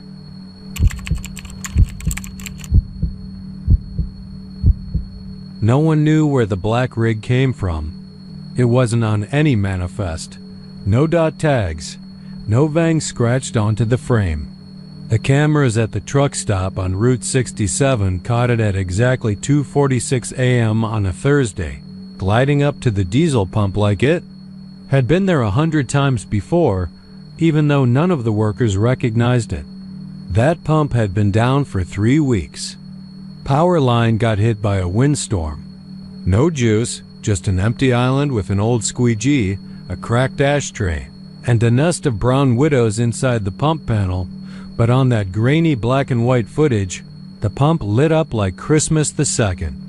The rig pulled in. The man who stepped out was tall, maybe 6'3". Black boots, black jacket, black hat. His face was obscured, maybe a beard, maybe shadows, maybe both. He didn't walk so much as glide across the concrete. Didn't look around. Didn't fumble with a card or lift the nozzle. He just reached out and placed his palm on the side of the tank. And then the shadows came. They slithered out from underneath. The rig, curling like smoke in reverse pitch black tendrils that wrapped around his feet, up the tank, along the cab. One worker watching from inside said it looked like the shadows were feeding into the truck. Not into the tank, into the metal, like they were merging with it. The camera cut out for 4 seconds. GLITCHED. When it came back, the man was gone. So was the pump's flickering light, but the screen read, "Fuel complete." The rig showed up again 3 days later in Nevada, on the shoulder of Route 50, known to most as the loneliest road in America. A pair of tourists spotted it idling, with its hazard lights on, driver door wide open. No one inside, but the tourists both swore they heard something strange. A low hum, not mechanical. More organic. They said it sounded like a choir humming in a tunnel soft at first, then louder, as if dozens of voices were trapped somewhere under the hood. They didn't stay long. Later that night, a trucker named Wallace Pig Iron Dalton called in. A report. "I don't care if it makes me sound drunk," he said. "That thing passed me going uphill like I was parked. My gauges flipped out. My headlights dimmed like it was sucking the juice right out of my battery. And that sound ... Christ. It was like it was crying." Pig Iron said he tried to flag it down, tried to get the license plate, but there wasn't one. Just a dull black rectangle where a plate should have been. Like the metal refused to be identified. He never saw a driver, only a silhouette in the seat. Hands on the wheel. Still, motionless, like a mannequin waiting to wake up. The man later, identified as Cal Brewer, had been missing for 12 days. Cal was a veteran hauler. Drove reefers mostly. Clean record. No priors. Divorced. 2 kids. In Kansas, his last official job had been a haul out of Bakersfield, a load of frozen meat bound for Fort Worth. He never made it past El Paso. The freight company chalked it up to theft. Maybe Cal got jumped. Maybe he sold the trailer for cash. But his dispatcher, Mitch, a guy who'd worked with Cal for nearly a decade, didn't buy it. Cal was strange, Mitch admitted. Didn't talk much, kept to himself. But he was solid, reliable, never once went off-grid until that night. Cal's last transmission came in at 11:58 p.m. on a private channel. All he said was, "Fuel's different out here. That's it. No." GPS pings after that. Just silence. Then 12 days later, his truck reappeared. They found it in a clearing near Abilene. It was parked dead center in a wide circle of burnt grass and blackened soil. The circle was perfect. Not a natural burn. No wildfire evidence. Just a clean, smooth ring like someone had drawn it with a compass and a flamethrower. The rig was idling, though no key was in the ignition. No one in the cab. The radio was hissing with static, even though it was unplugged. The fuel gauge read, full. Too full. Lab tests showed the tank contained a black sludge with no identifiable chemical signature. It wasn't diesel. Wasn't even liquid. It pulsed. Vibrated at a subsonic frequency they could feel in their bones. Then they opened. The sleeper. That's where they found Cal. He was curled up like a child, knees to chest, eyes wide open and glassy. His mouth was stuffed with black feathers. His fingernails were gone. His hands were literally fused to the inside of the cab, melted into the interior like wax. And still, somehow, the truck kept idling. The team that tried to tow it reported their own rig died the moment they hooked up the hitch. Engine killed, radios scrambled. Every phone on site recorded nothing but static for the next 24 hours. The black rig? It disappeared before sunrise. Gone. No tracks. No signs. Only the smell remained: burnt copper and tar and something deeper. Older, like wet stone and sorrow. Rumors spread fast in the trucking world. People started whispering about it over late-night coffee at backwoods diners.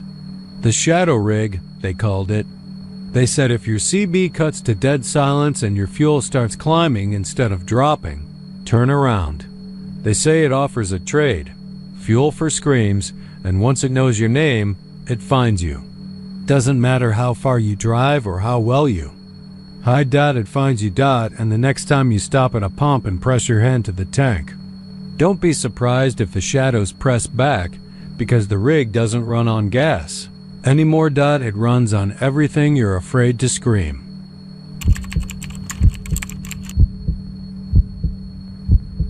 The thing about West Texas is it never feels empty until you're the only one left in it.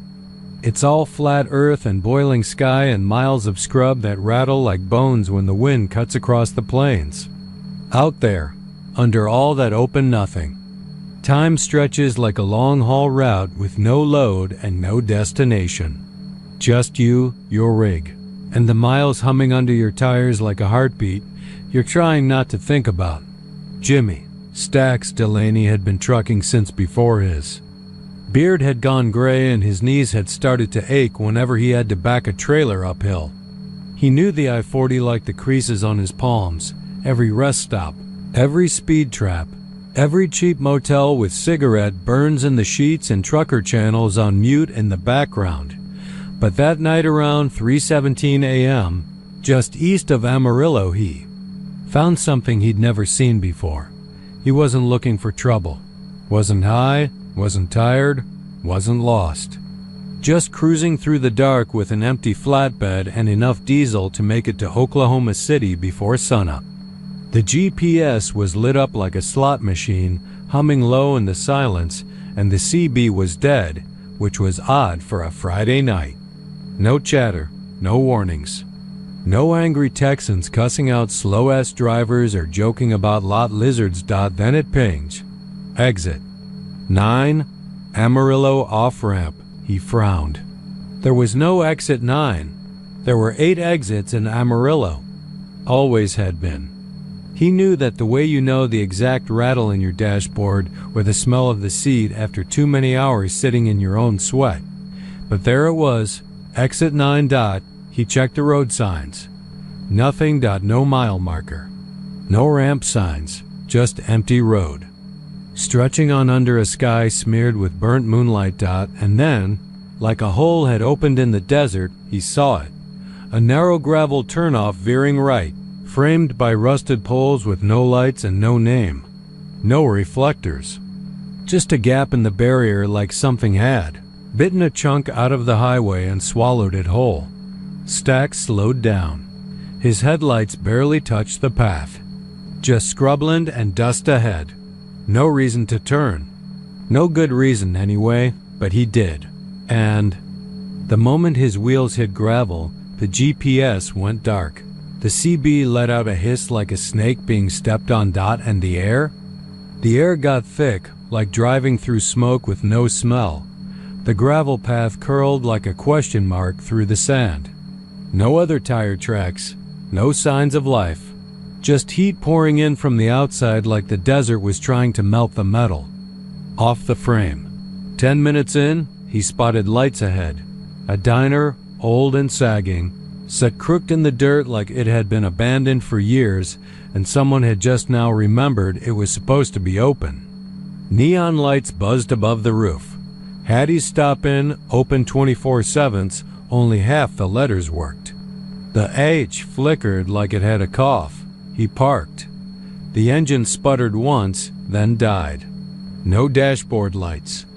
No interior glow. Just silence.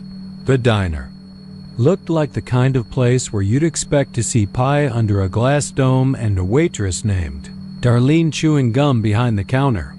But the windows were wrong. They were too dark. Not tinted, just black, like someone had painted over the glass from the inside. Still, he got out, because the whisper had started.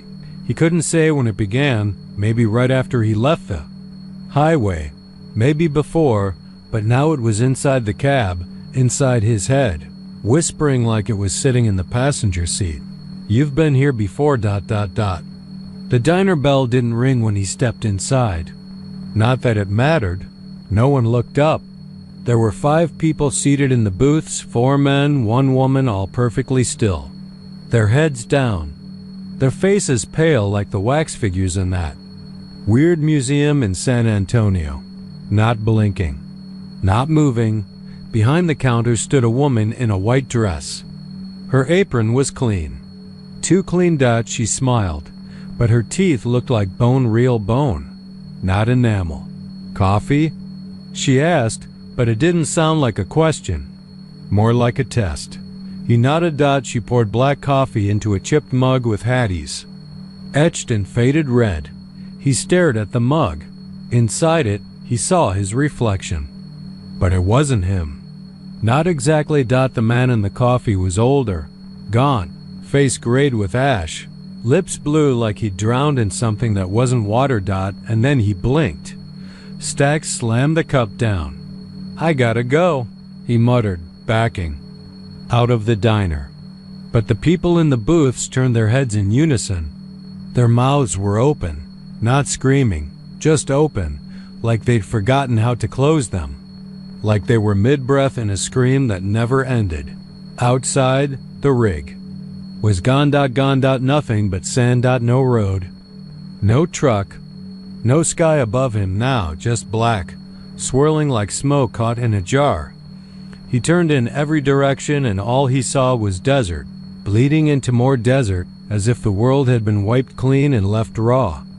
Then headlights flared to life.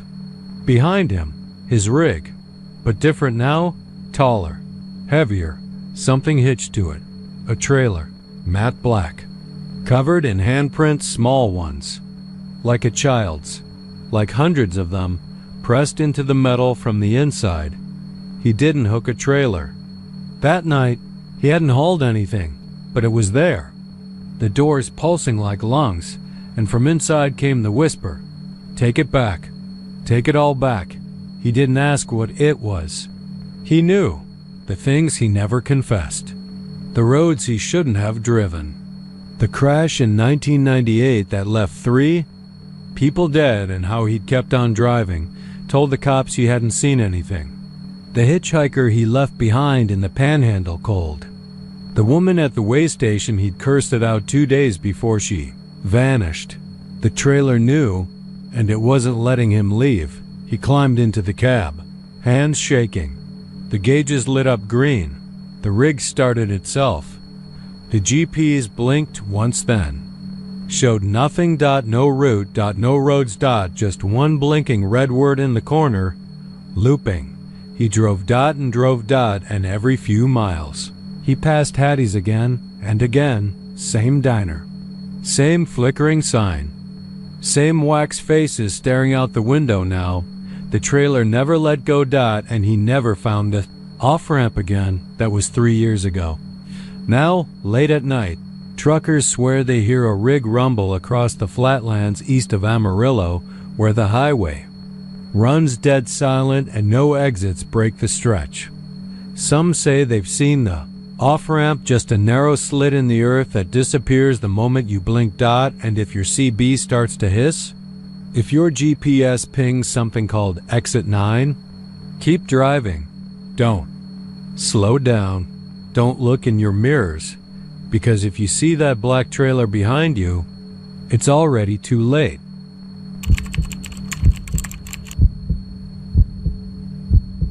Marco Serrano had driven all kinds of freight in his time: refrigerated goods, frozen chicken, construction equipment, even the occasional mystery load sealed tight with warnings not to ask questions. But of all the jobs he'd worked, livestock was the one that wore him thin. The weight, the shifting, the stench, fine, he could handle all that.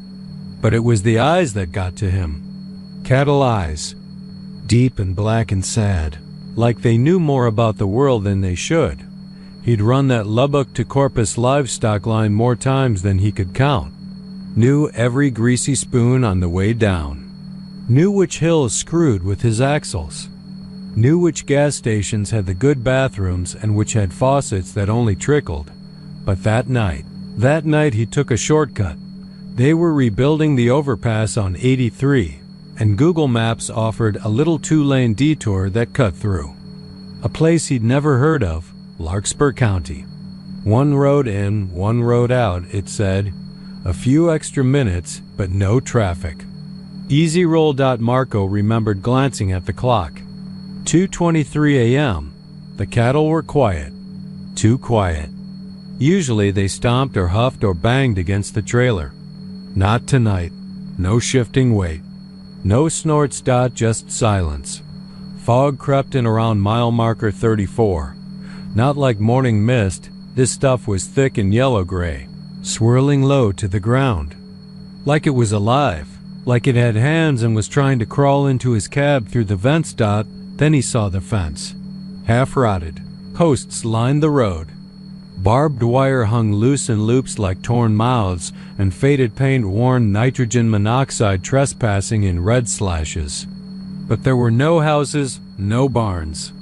Just emptiness. He slowed, uneasy, and that's when he heard it. The first scream. It was distant somewhere. Beyond the pasture, but sharp. Too sharp. Higher than a cow's normal bawl. Higher and wetter. He frowned. Maybe one of the cattle got tangled in the trailer partition. He flipped the cabin switch for the trailer cam dash static. Then the second. Scream hit. Closer. Longer. And this time it sounded like a woman. Not mooing. Not wailing. Screaming.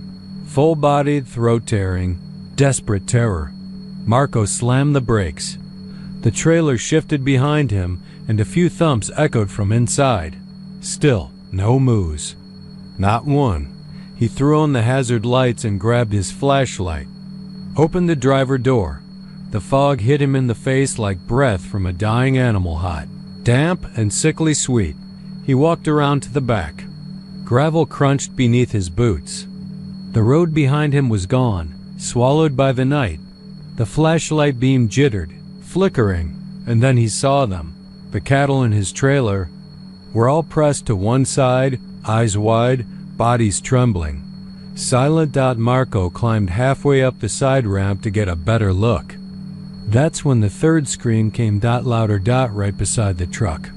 He fell backward onto the gravel, flashlight skittering away. From the pasture beside the road, forms emerged. Not walking, not galloping, just appearing.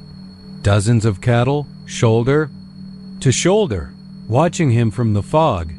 He blinked. Their eyes reflected the beam of his light, but not the way animal eyes usually do. These eyes glowed red, not bright, not flickering, constant. Steady like brake lights in hell. Then one stepped forward. Big heifer, mud-caked, chest heaving, its mouth opened. Wide, too wide. Like its jaw had unhinged, and it screamed. Marco covered his ears. It didn't help. It wasn't a sound meant for the living. It scraped something behind the eyes. It shook something inside your soul loose, like a tooth rotting in the gums. Then another stepped forward. Then another. Now they were all screaming. The sound surrounded him, filled his lungs. He dropped to his knees, choking on it. He crawled to the cab, yanked the door open, and clawed his way in. The CB radio was on now. It had turned on by itself. The voice on channel 19 wasn't human. It was low and thick and buzzing with flies. We remember. He threw the rig into gear and floored it. The trailer jerked hard and he heard something snap behind him, but he didn't care. The screams were growing fainter. Mile after mile. He didn't slow down. By the time he reached a flying J off I-10 near Sonora, he couldn't feel his fingers. He stumbled into the bathroom, splashed cold water on his face, and stared at the mirror. There were bloody scratches on his ears. A trickle of blood ran from one nostril. He called dispatch, told them he was sick, couldn't complete the run. He didn't even wait for their response. He opened the trailer out back. Every single cow was facing backward. Not one made a sound.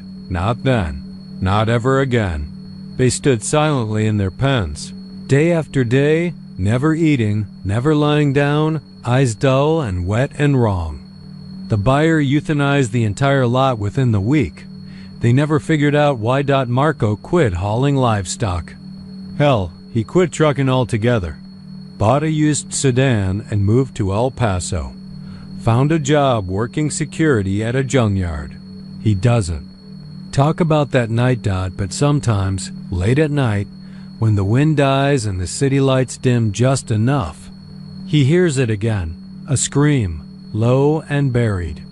Not quite human. And somewhere in the fog of his dreams, a single message returns over and over again. We remember.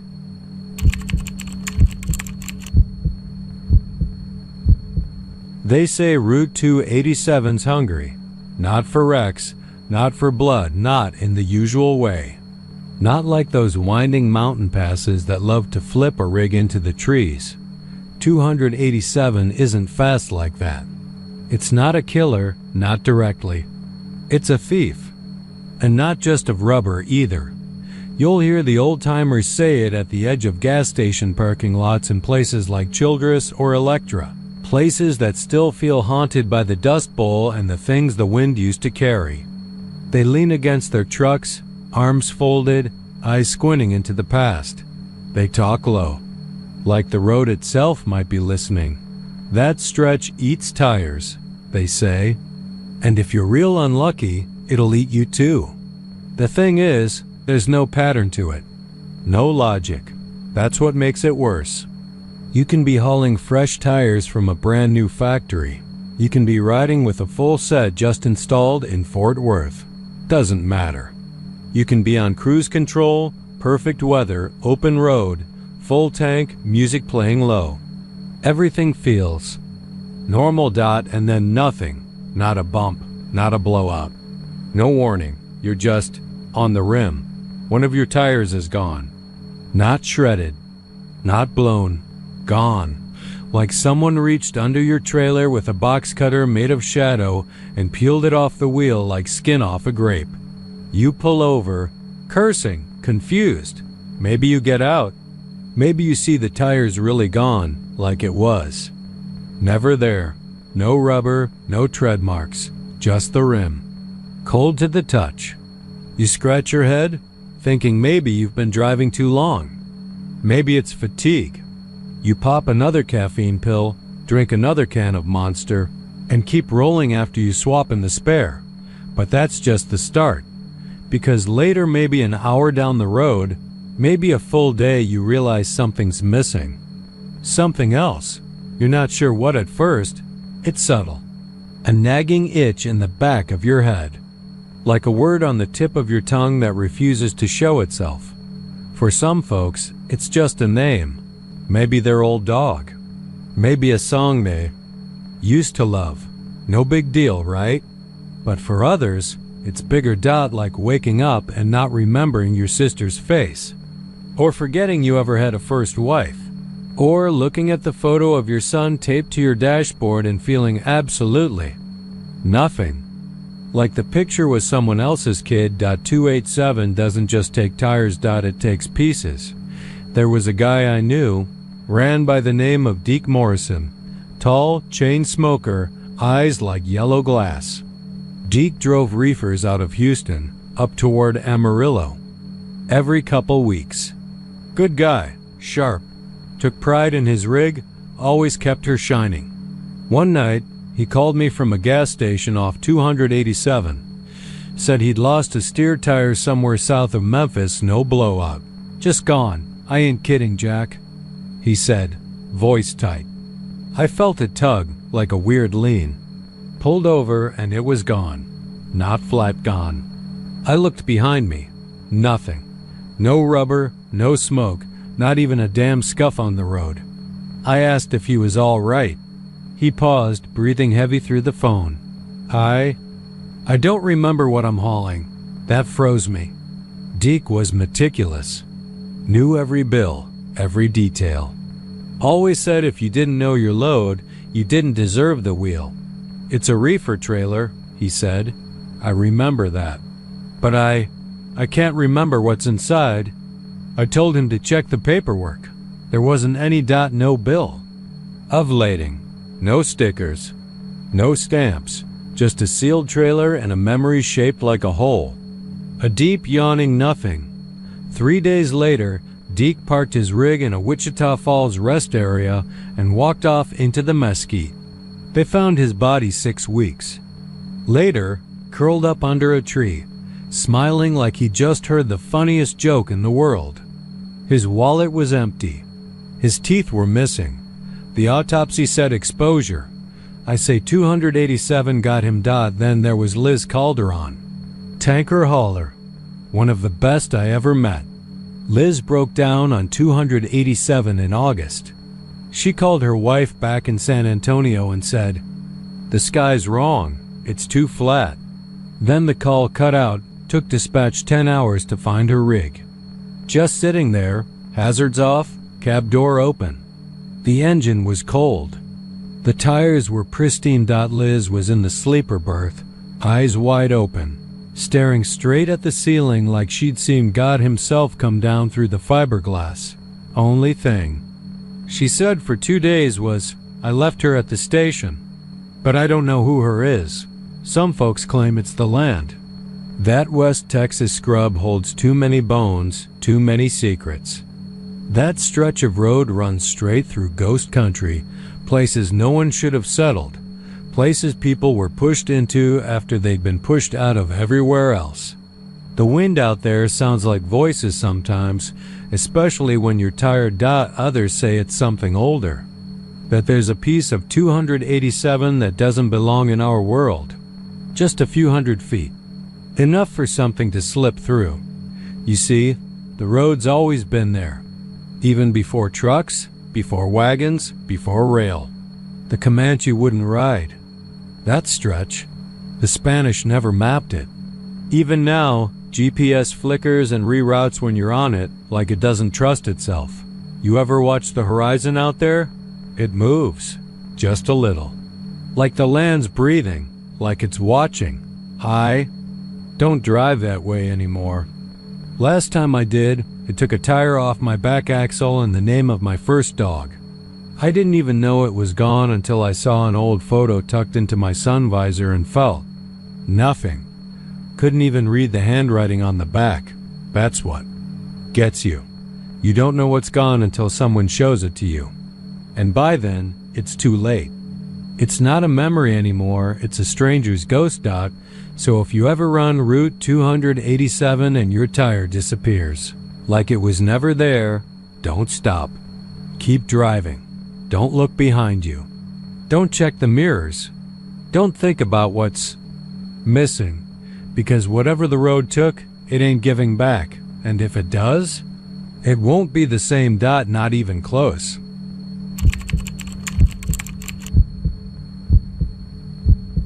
The first time I heard about him, I was sitting in a diner just outside Wichita Falls, nursing the worst cup of coffee west of the Mississippi and listening to two old-timers jaw over pecan pie and weather warnings.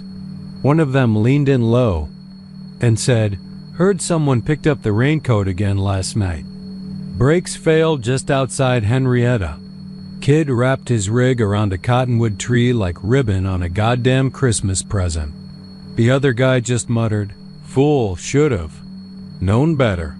I thought they were just talking ghost stories." You hear a lot of that out on the road. There's not much else to do when the highway stretches out forever, and the only music is static or preachers screaming about the end times. It was early spring, but that didn't mean much in Texas. The weather out here changes its mind like a drunk on payday. That night, I was rolling eastbound along Route 287 again, headed toward Dallas with a load of frozen meat. The air was heavy, thick with that electric tension that tells you a storm's not just coming, it's angry. I watched the sky boil in the mirrors, clouds fat and mean, rolling like bruises across the heavens. Somewhere around the Montague County line, the heavens cracked open. The kind of storm that eats smaller cars. Rain slapped the windshield like. It hated me personally, wipers on full blast doing next to nothing. Visibility? Might as well have been underwater. Then I saw him. He was standing on the right shoulder under a flickering green road sign that barely hung on to its bolts.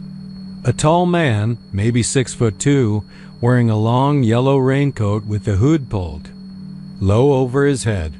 Just standing there, calm in the chaos, thumb out like he was waiting for a bus on a sunny afternoon.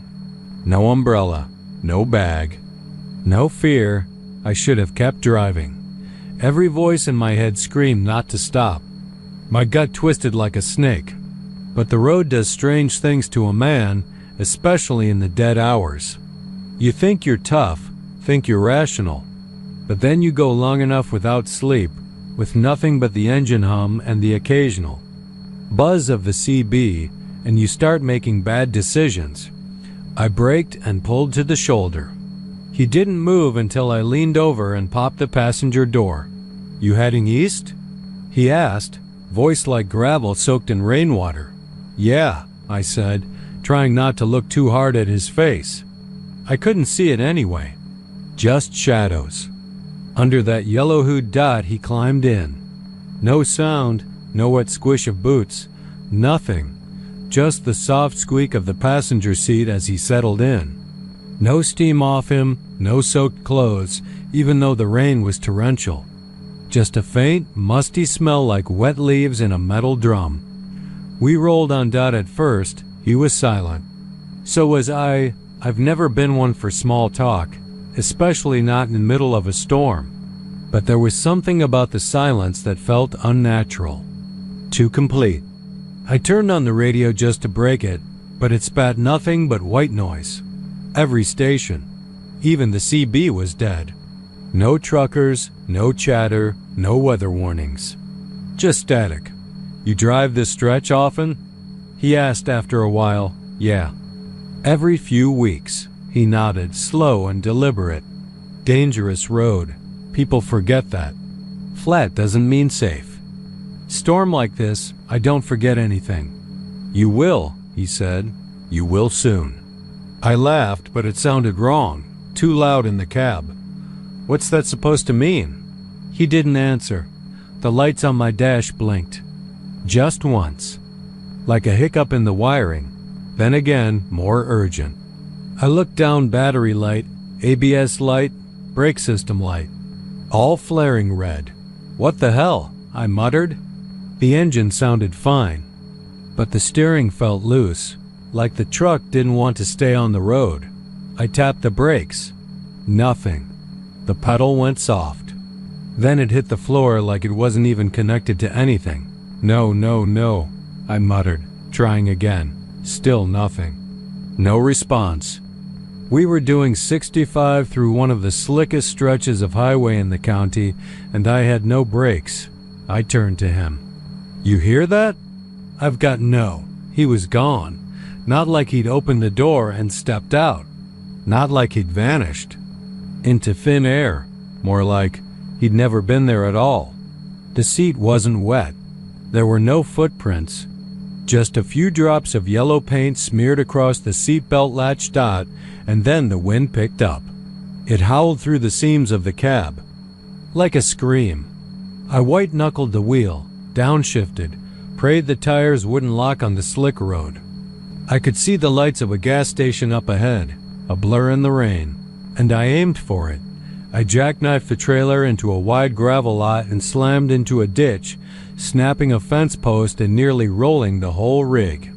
When I came to, I was upside down, pinned in by my seatbelt, bleeding from the temple. The paramedics said I was lucky to be alive. Said they'd never seen brakes fail that clean before. Told them about the man in the yellow raincoat. They didn't laugh out one of the EMTs. Young guy, still wet behind the ears, looked at the other like he'd heard it before. Later, when they were patching me up in the ambulance, he leaned in and whispered, 3 other crashes this year. All during storms. All said the same thing, yellow raincoat. Disappeared before the brakes went. You're the only one who made it. I don't drive at night anymore, not in the rain. Hell, not even when it's cloudy, because he's still out there waiting for another ride. Thumb out. Who'd low dot, and if you pick him up, your brakes won't make it past dawn.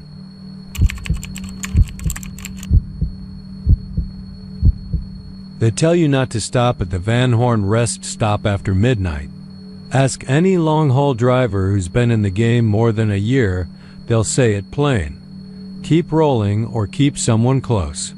But Curtis Weaver didn't believe in ghost stories. 38 years on the road had hardened him like old leather. He'd hauled everything, lumber, cattle, crude oil. He'd driven through wildfires, tornadoes, even once during a Category 1 hurricane in Mississippi. The idea of some desert ghost haunting truckers made him laugh until he saw the footage. It came from a buddy of his, Len Ridley. Len was a YouTube junkie, always checking forums and dashcam channels. That night in February, while parked at a dusty way station near Sierra Blanca, Len played a clip on his phone. It was grainy and dark, barely visible save for the faint yellow glow of a rest stoplight. But there was a man standing there, still, unmoving, watching the back of a parked rig. Now look close, Len said, jabbing a sausage finger at the key. Screen. Zoom in right here. The camera jolted slightly as a digital zoom kicked in. The face came into focus, or something like a face. A man, tall, pale, gaunt. Long, bony arms hanging too low by his sides. But his eyes, they weren't eyes at all, just holes. Deep, symmetrical, and perfect. Like someone had scooped them out with a melon baller. Not burned out. Not bruised. Just missing. Curtis turned away from the screen. Jesus, Len. That's gotta be edited.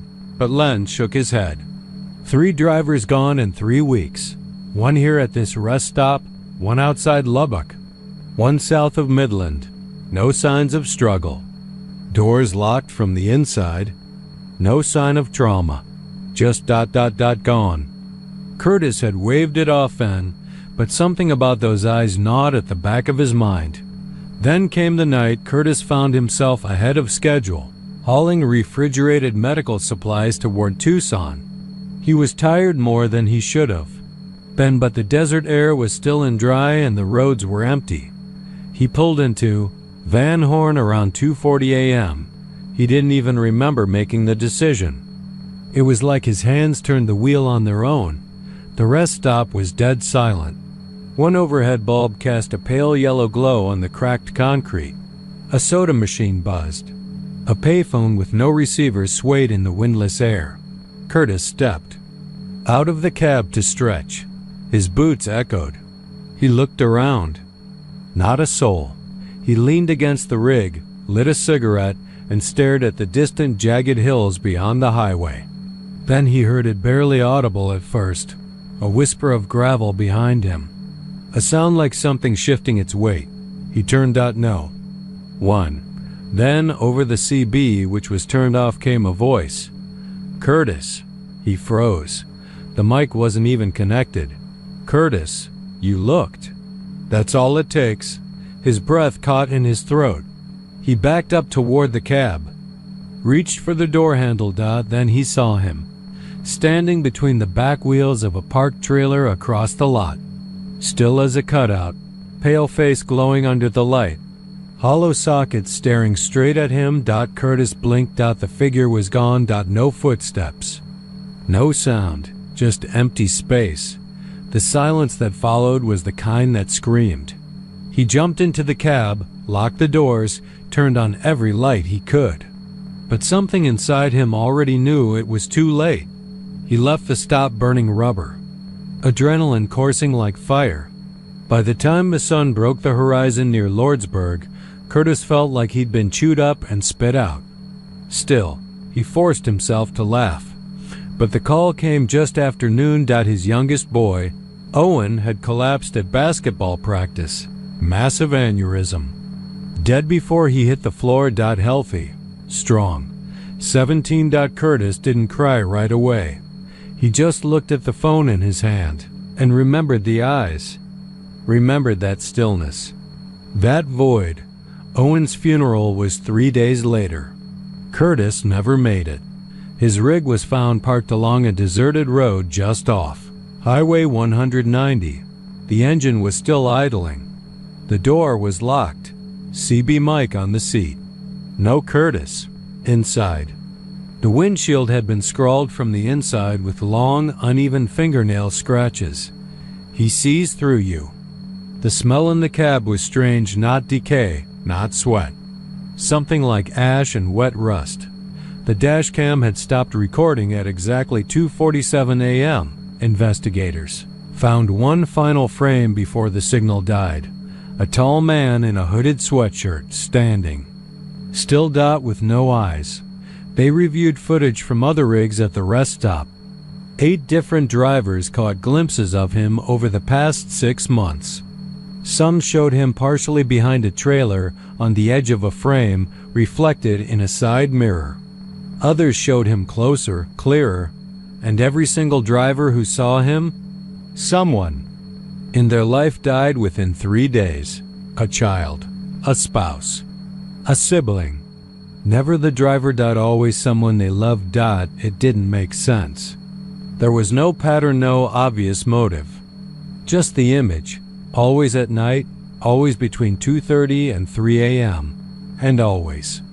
Those eyes. Now, veteran drivers avoid Van Horn like it's cursed. They talk in hushed tones on Channel 19, calling him hollow, like giving him a name somehow softens what he is. Like it makes him less real. But he's real, and he's still out there. So if you're out on the road, and the night stretches long behind you, and you stop to stretch your legs at one of those empty desert pull-offs, don't look too hard into the shadows. Don't check your mirrors if something catches the corner of your eye, because once you see Hollow, he doesn't need to find you anymore. He just waits, and someone you love disappears.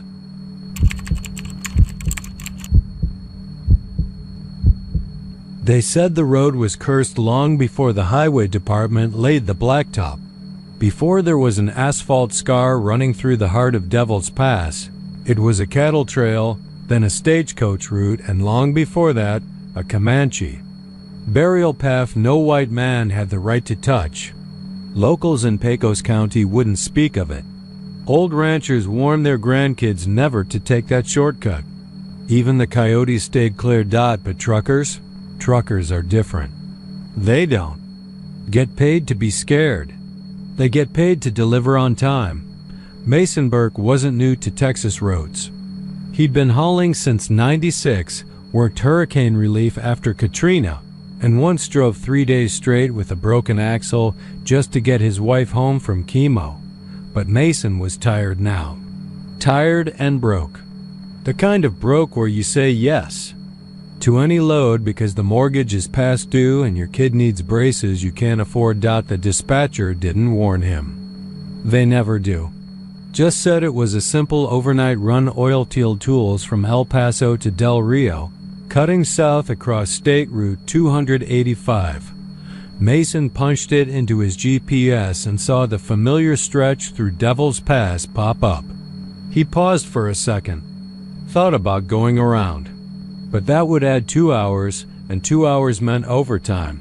And overtime meant the company would find someone else. Next time, he took the pass.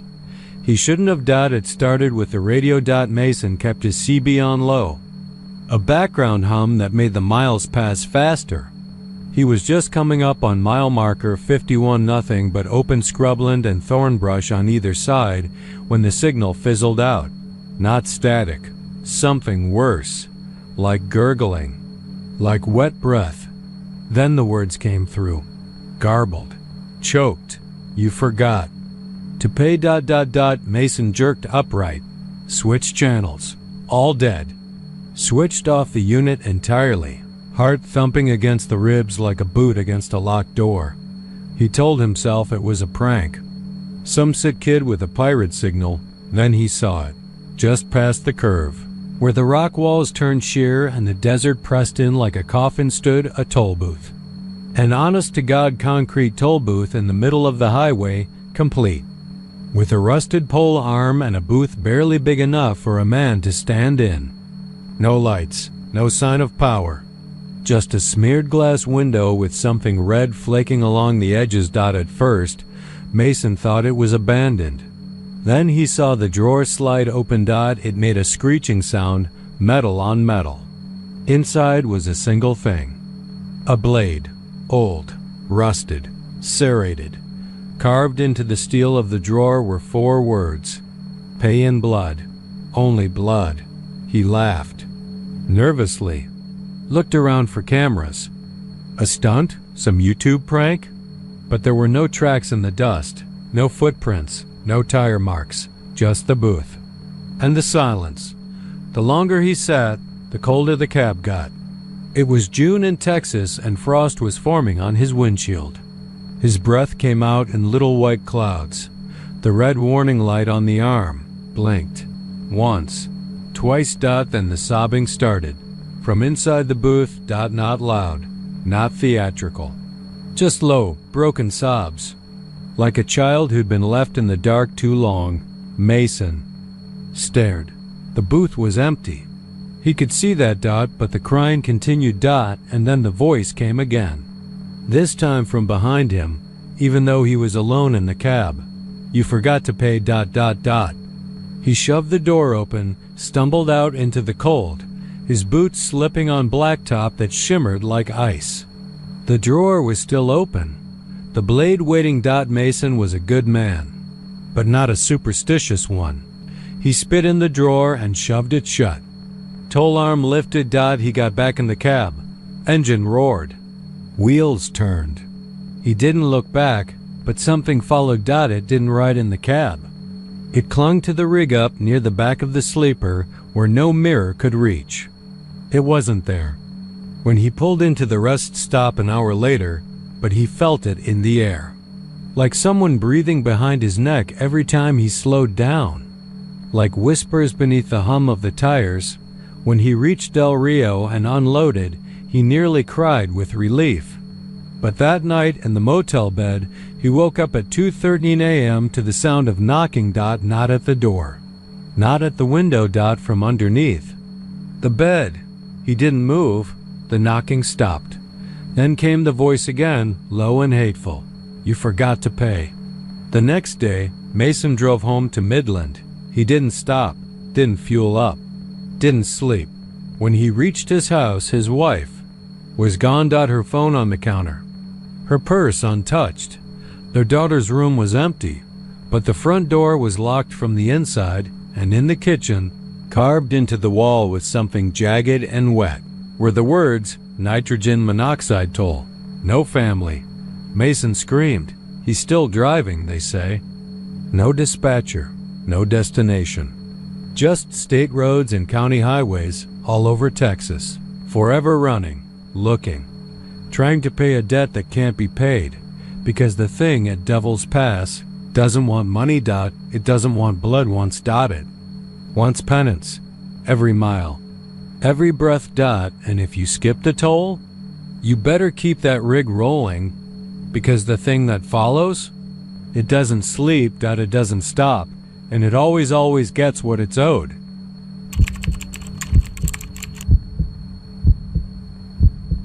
They said the road was cursed long before the highway department laid the blacktop.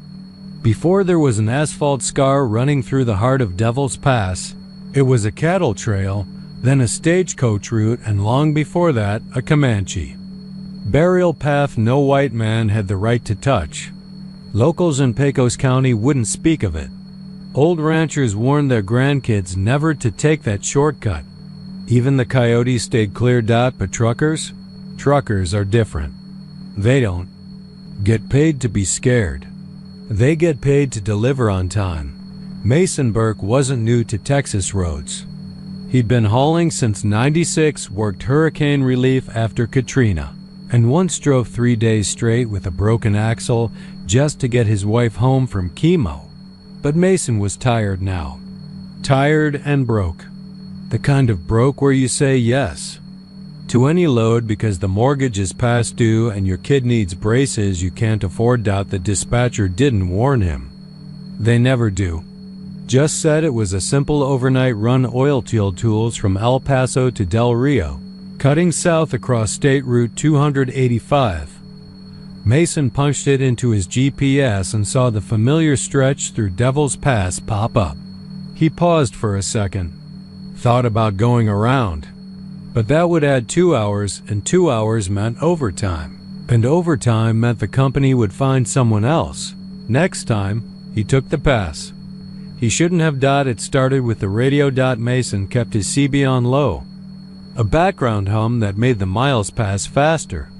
He was just coming up on mile marker 51, nothing but open scrubland and thornbrush on either side when the signal fizzled out. Not static.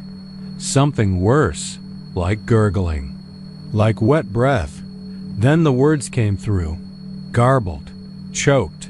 You forgot to pay. Mason jerked upright, switched channels, all dead. Switched off the unit entirely, heart thumping against the ribs like a boot against a locked door. He told himself it was a prank. Some sick kid with a pirate signal. Then he saw it, just past the curve, where the rock walls turned sheer and the desert pressed in like a coffin stood a toll booth. An honest-to-God concrete toll booth in the middle of the highway, complete, with a rusted pole arm and a booth barely big enough for a man to stand in. No lights, no sign of power. Just a smeared glass window with something red flaking along the edges. At first, Mason thought it was abandoned. Then he saw the drawer slide open. It made a screeching sound, metal on metal. Inside was a single thing. A blade. Old, rusted, serrated. Carved into the steel of the drawer were 4 words. Pay in blood. Only blood. He laughed, nervously. Looked around for cameras. A stunt? Some YouTube prank? But there were no tracks in the dust. No footprints, no tire marks. Just the booth. And the silence. The longer he sat, the colder the cab got. It was June in Texas, and frost was forming on his windshield. His breath came out in little white clouds. The red warning light on the arm blinked, Once, twice. Then the sobbing started. From inside the booth. Not loud, not theatrical. Just low, broken sobs. Like a child who'd been left in the dark too long. Mason stared. The booth was empty. He could see that. But the crying continued. And then the voice came again. This time from behind him, even though he was alone in the cab. You forgot to pay. He shoved the door open, stumbled out into the cold, his boots slipping on blacktop that shimmered like ice. The drawer was still open. The blade waiting. Mason was a good man, but not a superstitious one. He spit in the drawer and shoved it shut. Toll arm lifted. He got back in the cab. Engine roared. Wheels turned. He didn't look back, but something followed. It didn't ride in the cab. It clung to the rig up near the back of the sleeper where no mirror could reach. It wasn't there when he pulled into the rest stop an hour later, but he felt it in the air. Like someone breathing behind his neck every time he slowed down. Like whispers beneath the hum of the tires. When he reached Del Rio and unloaded, he nearly cried with relief. But that night, in the motel bed, he woke up at 2:13 a.m. to the sound of knocking. Not at the door. Not at the window. From underneath the bed. He didn't move. The knocking stopped. Then came the voice again, low and hateful. You forgot to pay. The next day, Mason drove home to Midland. He didn't stop, didn't fuel up, didn't sleep. When he reached his house, his wife was gone. Her phone on the counter, her purse untouched. Their daughter's room was empty, but the front door was locked from the inside. And in the kitchen, carved into the wall with something jagged and wet, were the words, nitrogen monoxide toll. No family. Mason screamed. He's still driving, they say. No dispatcher, no destination. Just state roads and county highways all over Texas, forever running, looking, trying to pay a debt that can't be paid because the thing at Devil's Pass doesn't want money. It doesn't want blood once. It wants penance, every mile, every breath. And if you skip the toll, you better keep that rig rolling, because the thing that follows, it doesn't sleep. It doesn't stop, and it always gets what it's owed. East Texas has a way of hiding things, not like New England, where the mist rolls in like a ghost's breath and the pines whisper through old walls. No, Texas doesn't whisper. Texas waits. It stretches out wide and silent, with thick woods, and two-lane roads that vanish into themselves. Out here, you don't stumble upon things. They find you, and that's where Gravestand is or was. You won't find it on GPS. Ask the state records, and they'll tell you no such town existed. But if you stop in Rusk, maybe sip coffee at Lacey's Diner after 10 p.m. when the truckers start rolling through, they'll tell you otherwise. They'll lean in low, smell like diesel and menthols, and say that Gravestand was real. Just off FM 1069, right before the turn that doesn't exist anymore. Back when people stopped for fuel, a pack of smokes, or just to stretch their legs in. The glare of a humming overhead lamp, but it burned down. Or it collapsed, or it got swallowed by the land. The stories disagree. Some say the ground opened up beneath it, like the earth just grew tired and gave up. Some say something came out of the woods one night and no one stopped it. Whatever happened, the town was erased. Not abandoned erased except for the lights. Red ones. They float over where the truck stop used to be, just above the tree line. Sometimes just one, sometimes three, depending on the night. They glow dim, like distant brake lights in heavy fog. They don't move fast, don't flicker or burn out. And if you see them, you better keep driving. No matter how tired you are, no matter how lost you feel, because if you follow them, you don't come back the same. Or sometimes, you don't come back at all. B.O. Henderson did. Once, he was a rig man, 20 years on the road. Big belly, bushy mustache, voice like gravel, scraped on tin. Said he'd seen the worst of America from the cab of his Kenworth. Snowstorms in Utah, junkies trying to rob him outside Tucson, a man trying to jump off an overpass outside Baton Rouge. Nothing scared B.O. but Gravestan did. Told the story only once, to his cousin Ricky, then he stopped speaking entirely. Moved out to a shack outside Jefferson.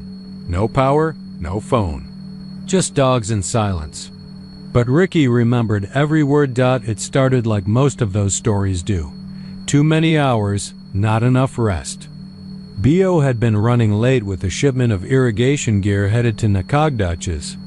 Took FM 1069 to save time. He said the night was thicker than normal.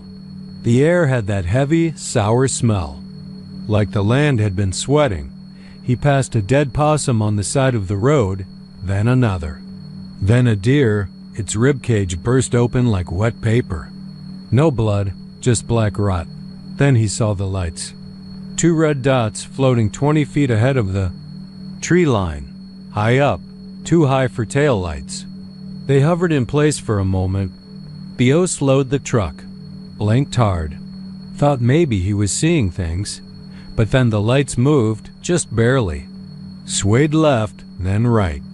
Then drifted backwards into the pines. B.O. should have kept going, but he didn't. He pulled over. Left the through.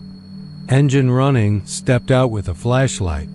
He said something pulled at him. Not a voice, not a command, but a weight. A heaviness in his gut, in his chest. Like the pressure before a storm. He stepped into the woods. Didn't remember walking.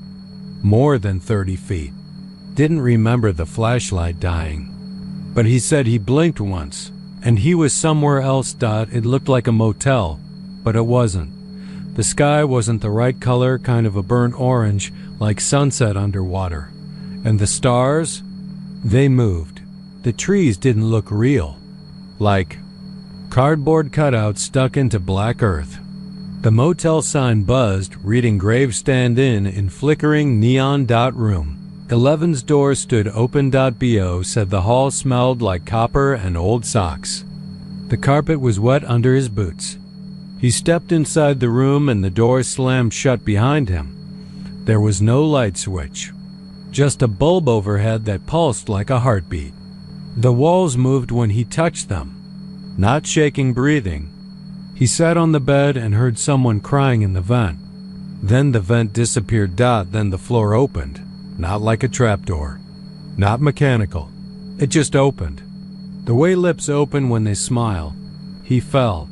He didn't know how long he fell, but he said. The air got colder as he went. Colder than winter, then hot, then cold again. Then he hit ground. Woke up on his back. Asphalt. Dawn rising in the sky. His truck was there, parked by the tree line. The engine cold. The trailer doors open. Every bolt and crate inside had been unpacked and laid neatly on the shoulder, but that's not what made. B.O. screamed. It was the red motel linen folded in the cab, room 11 stitched on the corner in black thread, and a photo. Underneath it. His daughter. Smiling. But her eyes were gone, not gouged. Gone. Hollow sockets. And yet her smile stayed fixed. Like the photo had always been that way. B.O. drove straight to Jefferson and never took another job. Some say what follows the lights is ancient. Something tied to the land long before people paved roads over it. Something hungry. Something that wears places the way a ghost might wear clothes. The truck stop, the motel, the red lights, they're just bait. Lures for the lost and weary. Every few years, someone else disappears on FM 1069. A trucker, a drifter, a camper who takes the wrong forest trail. They find the vehicles, sure, still running, still warm, but no one behind the wheel. Sometimes, a red cloth is left behind. Room 11. So if you're ever heading east through the pine curtain and your headlights catch something red just floating beyond the brush, don't stop. Don't slow down. Don't. Even blink dot because once you see the lights, they've already seen you.